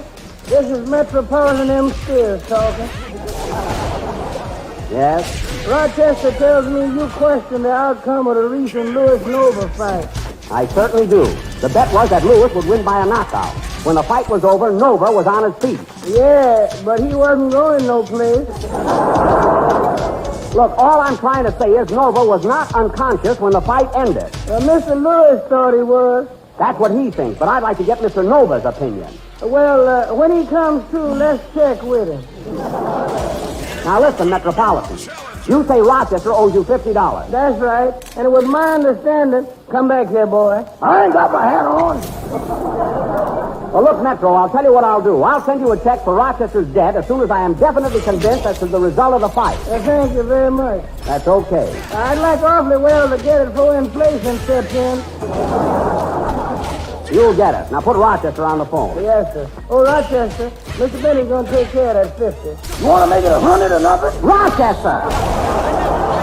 Now listen, Rochester, we're leaving for California tomorrow, and you haven't even started to pack my trunk yet. So you better meet me bright and early. Well, what time does the train leave, boss? You ain't gonna be on. Operator. Now, Rochester, I want you to stop at the tailor's and pick up my shirt. You said you wanted to marry me, and you got 5 gals in California. They're just bridesmaids, honey. Rochester, pay attention. Now stop at the tailor and tell him that all my cleaning must be ready by noon. And see that you don't miss the train. And here's another thing. The next time you're in New York and you bend over to tie your shoe, you better have something to back it up with. Because I'm getting sick and tired. We're a little late, folks. Good night, Jenny.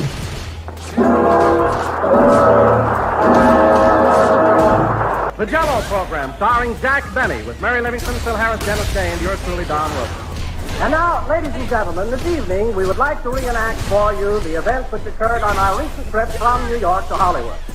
As you all know, we did our last show from New York City, and the following day, the whole Jell-O gang left for the coast.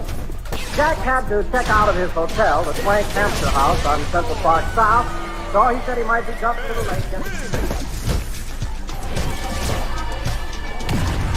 This way, Rochester. I gotta stop at the desk for my bill. I'm moving as fast as I can, boss. This stuff's heavy.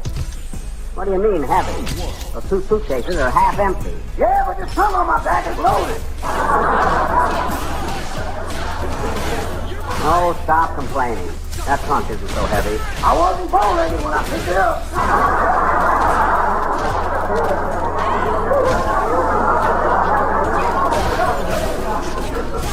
All right, set it down while I see what I owe here. Okay. Easy now.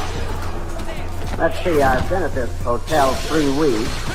Gee, it's such a ritzy place. I'll bet my bill is terrific. Well, might as well ask for it. Just 50 G's, boss. I can take it. Oh, yes, Mr. Benny. I'm checking out of 22D, and I'd like to have my statement, please. Oh, yes. Why, Mr. Benny, you didn't shave this morning. I didn't have to shave. I don't live here anymore. Now, please give me my bill. Just a moment, please. I'll get it from the cashier. Thanks. Oh, hello, Mary. Hello, Jack. I thought you were going to meet me out in front. I'm waiting to pay my bill. Oh, I better get you a slug of brandy. Come back here. I don't need any brandy. Good morning, Miss Livingston. Morning, Rochester. Gee whiz, Jack, if you still got that old trunk, why don't you buy a new one? Mary, I keep that trunk for sentimental reasons. My father gave it to me on my 16th birthday. Well, if that had held together better than you did. Oh, I don't know about that, sister. Well, what do you say, clerk? Is my bill ready? Here it is, Mr. Benny. And please don't cause a scene.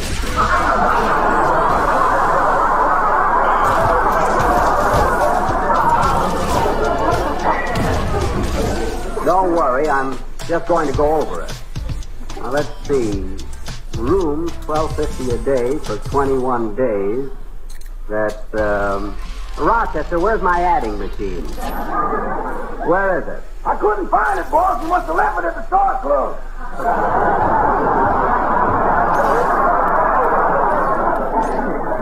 Oh, yes. Say, Jack. What? You can't always trust those adding machines. Why don't you take Einstein around with you? I don't even know Einstein. Say, clerk, my room is $12.50 a day, eh? Yes, and stop dusting off my lapel. Oh, pardon me. Well, what I'm getting at is, don't you give professional rates here? After all, I'm an actor, you know, like Ronald Colman or Spencer Tracy. Or Harry Lauder. Mary. I'm sorry, Mr. Benny, but $12.50 is minimum on that room. All right. Let's see, restaurant, $34.50. Laundry, 28 cents.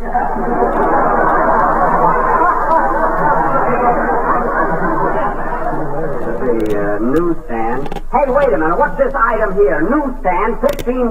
That was the day you got that good write-up in PM.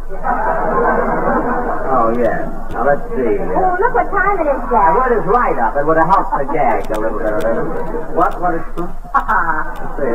What? Look what time it is. Pay your bill. Let's get going. Yeah, I'm not too checking off. Hey, what's this? $68 for phone calls to Birmingham, Alabama. I never called Birmingham. They're waiting for us at the station, boss.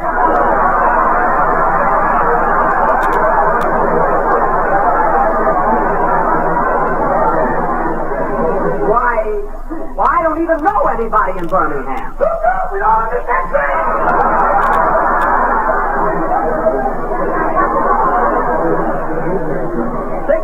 $68? What is this? Come on, let's go, let's go.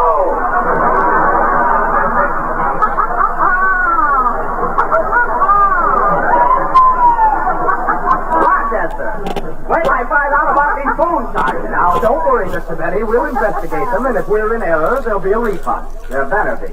And I'll tell you something else. The prices here are something awful. Aren't they, Mary? Yeah. Are you letting get away with that 28 cents for laundry?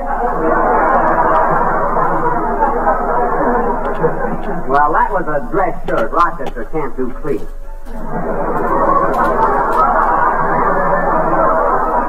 All right, clerk, here's your money. Thank you. I got it, Mr. Hathaway.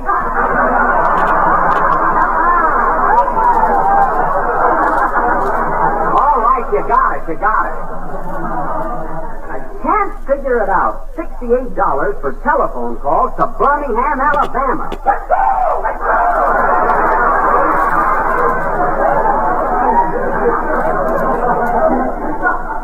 Yeah, we better get started. Come on, Mary, let's grab a cab. I'm not going to get in a cab with you. You always want a net. Not in the morning. Come on, let's get out of here. Goodbye, clerk. Goodbye, jerk. Fine, I've been in this hotel 3 weeks, can't even pronounce my name right.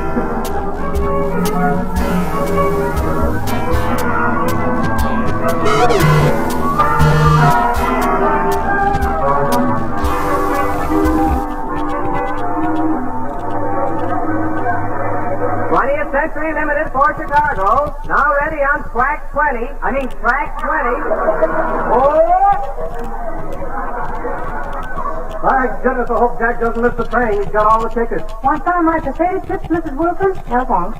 Well, personally, Don, I think Mr. Benny has done a very bad job of managing this trip. Now, Peggy. The idea of putting you and me in one berth, that's sabotage. Want some of my potato chips, Mr. Wilson? No, thanks. Well, Dennis, are you glad to be going back to California? Yeah, but I got to sleep with Mr. Benny, and he snores like anything. Oh, it's awful. Well, why don't you put a pillow over his face? I did. He snored a hole right through it. Gosh, I was spitting feathers all night. Well, here we are. Hello, Jack, Mary. Hello, everybody. Hello, Don. Well, Mrs. Wilson, are you thrilled that you're going home? I'll be thrilled if I make it. Good.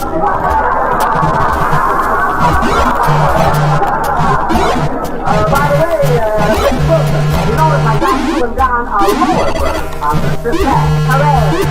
I thought you'd be more comfortable that way. You see, a lower is wider than an upper. Well, Don, it's wider than a lower. What are you going to do about that?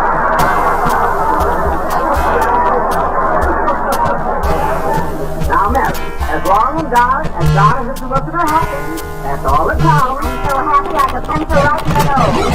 What? Now, Peggy, defend you, darling. Control yourself. Oh, let her know, Don. She has a wonderful sense of humor.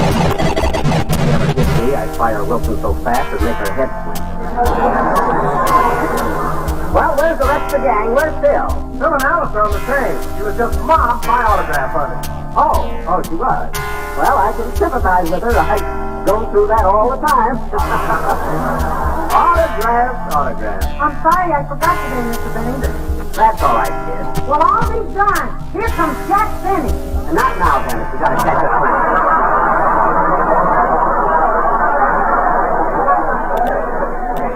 But be on your toes when we get to Kansas City. Phil must say something about autographs. Last call, 20th Century Limited for Chicago. Now ready on track 20. Track 20. Oh, nuts, I'm going home. Well, let's get on the train. Hey, wait a minute. Where's Miss Whipple? Oh, come on, let's go without her. We can't go without her. She's sharing your berth. She paid in advance. She's coming along. Oh, Miss Whipple! Miss Whipple! Come on, Jack, we'll be late. Miss Whipple! Here I am, Mr. Benny. Well, keeper. She's wider than Wilson. Mary, it's only for 3 days. Come on, everybody. On the train. Now, Mary, don't blame me for this. The picture you sent me feels very sick.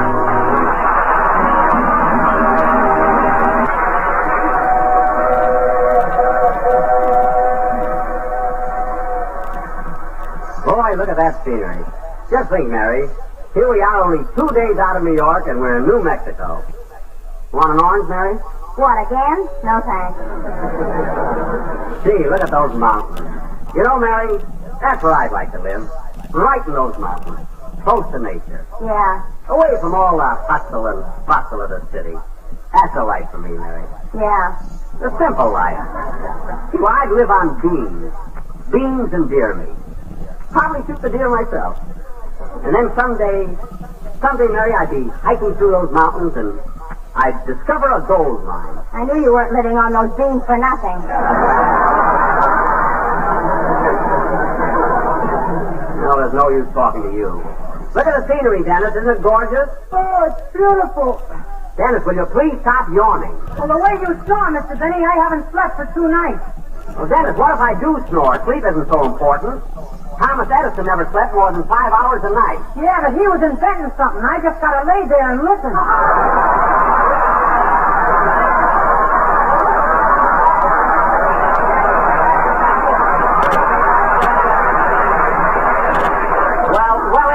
Invent something. Who's stopping you? What a kid. Oh, hello, Phil. Hiya, Jackson. Ain't this scenery beautiful? Look at them mountains. Yeah, we were just talking about them. You know, that's where I'd like to live, Jackson. Close to nature. Why, I'd live on them beans and that deer meat and then go hiking all the time. When you get to that gold mine, you're going to have a little trouble with Jack. Mary, we can dream, can't we?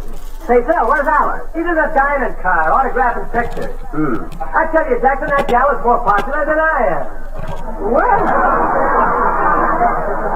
it's sweet of you to admit it.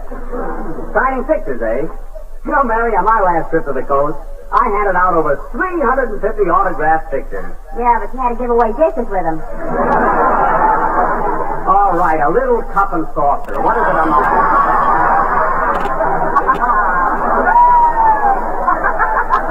So inexpensive. Well, Phil, wake up, Dennis.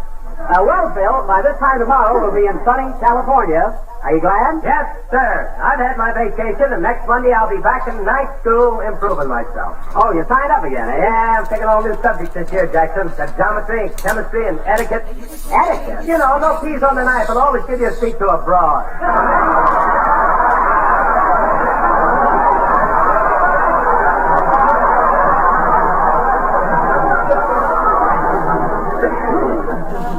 I'd give $1,000 if Henry Post was here. Or were here. Which is correct, Mary? Was or were? I'll go shoot a deer. Well, so etiquette is one subject you can use. Yeah, etiquette. Dennis, pull yourself together. All you do is yawn, yawn, yawn. So sit up straight. People will think you're drunk. Say, Jack. What? Look at this picture in Radio Guide. Fred Allen in a bathing suit. Fred Allen? Let's see that. Oh, my goodness, get a load of those legs. They look like shillelaghs with hair.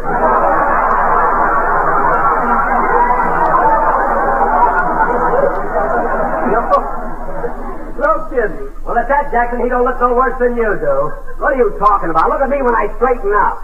Look, I got a very good figure. Well, you should have. You're still wearing that corset from Charlie's aunt. Well, Zanik said I could keep it. Anyway, I don't even need it. You know, Jackson, I'm getting hungry. Me too. Dennis, peel me an orange. I can't. I'm too weak. All right, I'll do it myself. You want a nice, sweet, juicy California orange, Mary? Don't build them up. I want meat. Okay, let's go up the diner.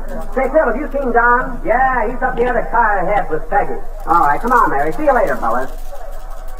You know, Mary, I could kick myself for not bringing any pictures with me. Maybe I can... Whoop. Oh, hello, little boy. Hello. Hey, mister, are you Jack Benny?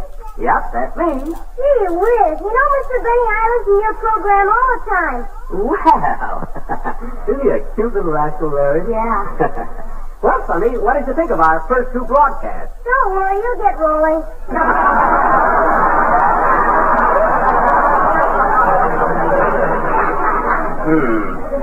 Come on, Mary. What's the matter? Afraid he'll pop you? No, I'm not afraid he'll pop me. Just believe the children should be seen and not heard, that's all. There's John at the end of the car. I'm hungry, darling. Let's go to the diner and get something to eat. No, Don, not until tomorrow. But I'm We're starved. not eating until we get home. Our berth is crowded enough the way it is.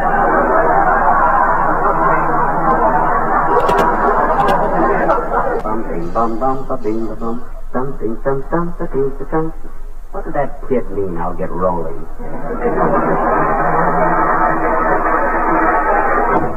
Talking to the porter, eh? I warned Rochester about shooting dice. Let's see. Here's drawing room A. Here's B. C. I tell you, Sylvester, I had the most wonderful time in New York I ever had in my life. Is there much excitement in Harlem right now? Well, there's been excitement in Harlem ever since the Dutch moved out. No wonder he couldn't do any work. I used to stay in those nightclubs so late I'd get sunburned going home.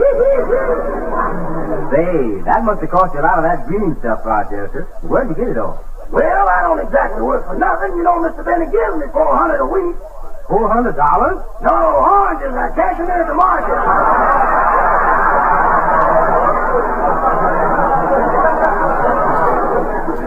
He does all right. I grow the juiciest ones in Beverly Hills.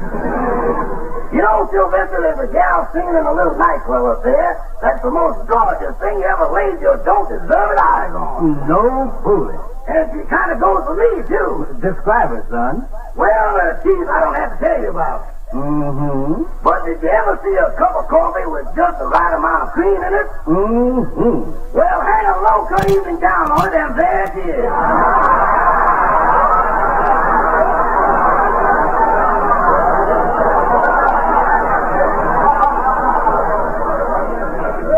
That's all he thinks about. Say, Rochester, what about that gal you used to go with? What's her name again? Oh, you mean Susan Brown? Yeah. Where is she now? Oh, I get in touch with her once in a while. She's living down in Birmingham, Alabama. Rochester!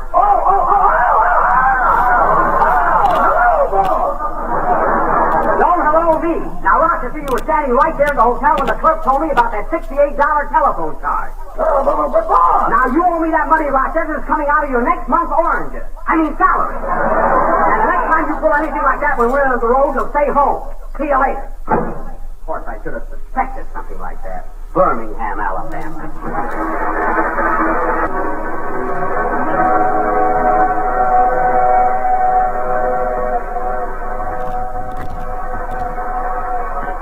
Boy, it's sure crowded in here tonight. Everybody uses the washroom at the same time. Hey, me pal, what do you sell? Here you are.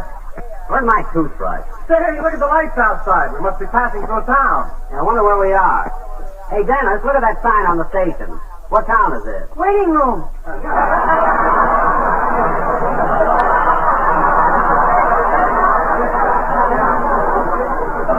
Oh, fine. Waiting room, New Mexico.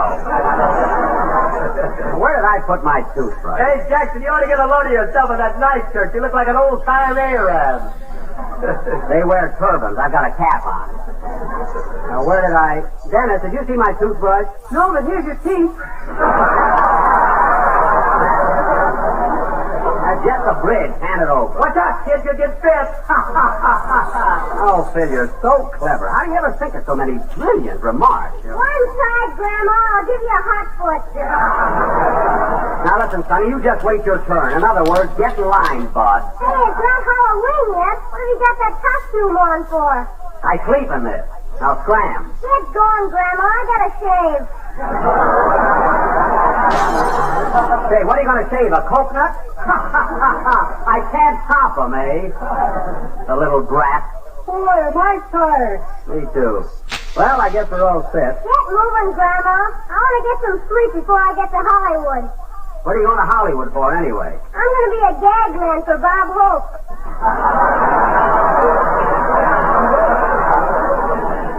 Oh, he's getting him young now, isn't he?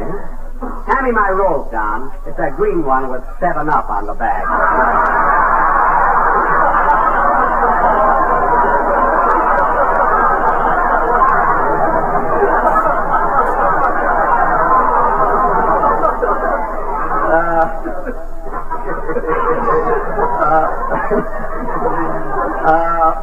There it is. Here you are. Well, good night, Jack. Good night, Don. Good night, Phil. Good night, Jackson. Oh, by the way, Sonny. Yes, sir? Before you sign with Hope, I'd like to have a little talk with you. We'll have breakfast together. Come on, Dennis. Let's go to bed. Okay. Hey, Dennis, did you buy a Navajo blanket when we stopped in Albuquerque? I haven't slept in 2 nights, and he wants me to buy a blanket. Listen, there's a note. Mr. Raymond's from Inspector that's Lestrade of Scotland Yard. You know, Dennis, that little kid has something on the ball. That grandma gag he pulled on me was pretty good. Yes. I hope he hasn't got an agent. They always cause trouble. See, I think Mary and Miss Whipple are here in lower 5. Good night, Mary. Good night, Jack. Good night, Miss Whipple. mind to this mystery. Sleep tight. Are you on about home so early in the morning? I'm sorry to interrupt your reading, old man. Mrs. Hudson has just delivered a very intriguing note. Would you care to peruse it? By all means. You had the outside last night. Don't you remember? You fell out 4 times. Now get in there. Quiet, we're trying to sleep. Mr. Holmes, a young woman has been brutally murdered outside the Regency Theatre in Oxford Street. The evidence here suggests that Jack the Ripper has emerged from under his rock in Whitechapel and struck savagely in Mayfair. Despite your contention that the Ripper's work is without motive and therefore not suited for your methods, I believe you would find this case of interest, and the Yard would be most grateful to hear your opinions. G. Lestrade. I will not deny his request. Watson, if you would accompany me, I should be glad to have you at my side. With pleasure, Holmes. Lestrade seems finally to have recognized the value of your investigative techniques. My blushes, Watson. Your compliment will turn my head. Let us see if I am truly worthy. Darn it. Pardon me, Mr. Benny. There you go, crawling over me again.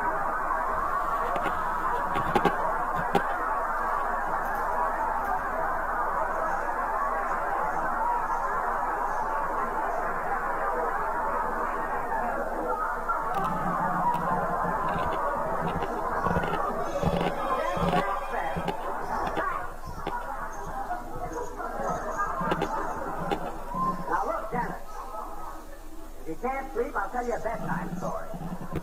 Now relax, close your eyes and listen. Okay. Once upon a time, there was a poor little girl named Cinderella, and she went to a ball and married a prince. Now go to sleep.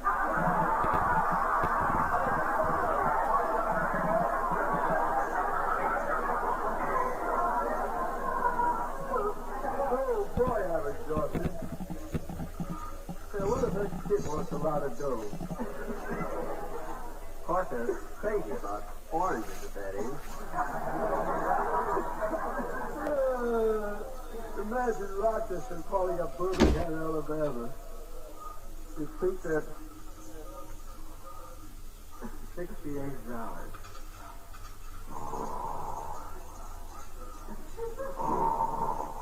Well, here we go again.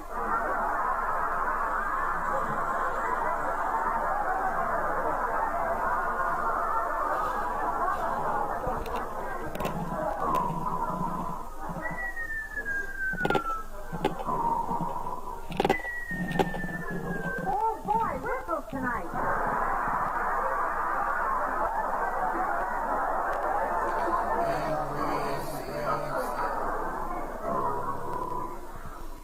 Well, I might as well start counting sheep. 1, 2, 3, 4. Oh, that's the police dog. 4,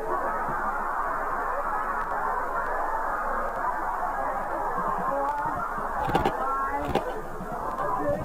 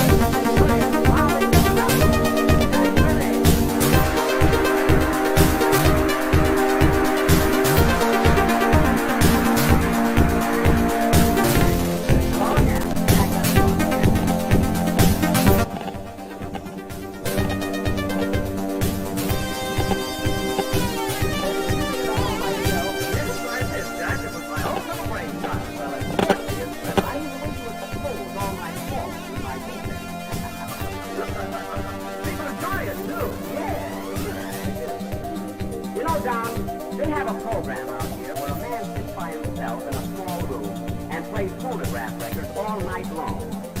He's called Hank, the night watchman. Well, one more introduction like that, and you're going to be known as Don, the Decker Dayman.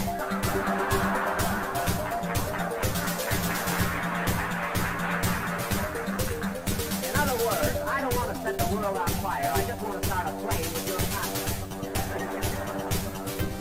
By the way, Don, getting back to Halloween. Hello, Jack. How are you? Getting back to Halloween. Fine.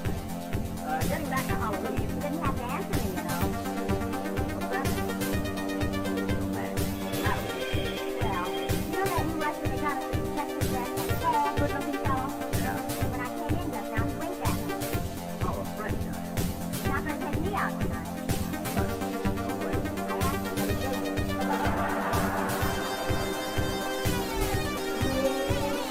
All right, so much for romance. Now, John, what will the, oh, you mentioned something about Halloween. Oh, yes. Are you going out with us next Friday night and have some fun? You know, big doorbells and everything? Oh, I don't know. You don't have the excitement nowadays. You used to have on Halloween. I guess you're right. Well, I remember back in the 70s. Yes, you used to have a time of my life. Then, you should have seen the way we celebrated Halloween. It was something kind of like walking. The old-fashioned time. But kids don't have fun like that anymore. What do you want, fun or fun?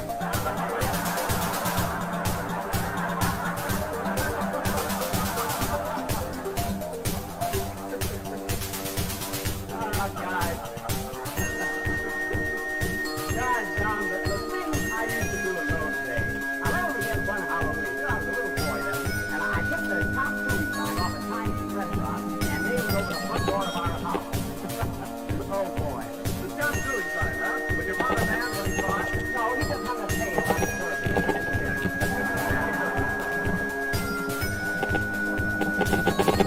That's how my sister Florence came to know this movie.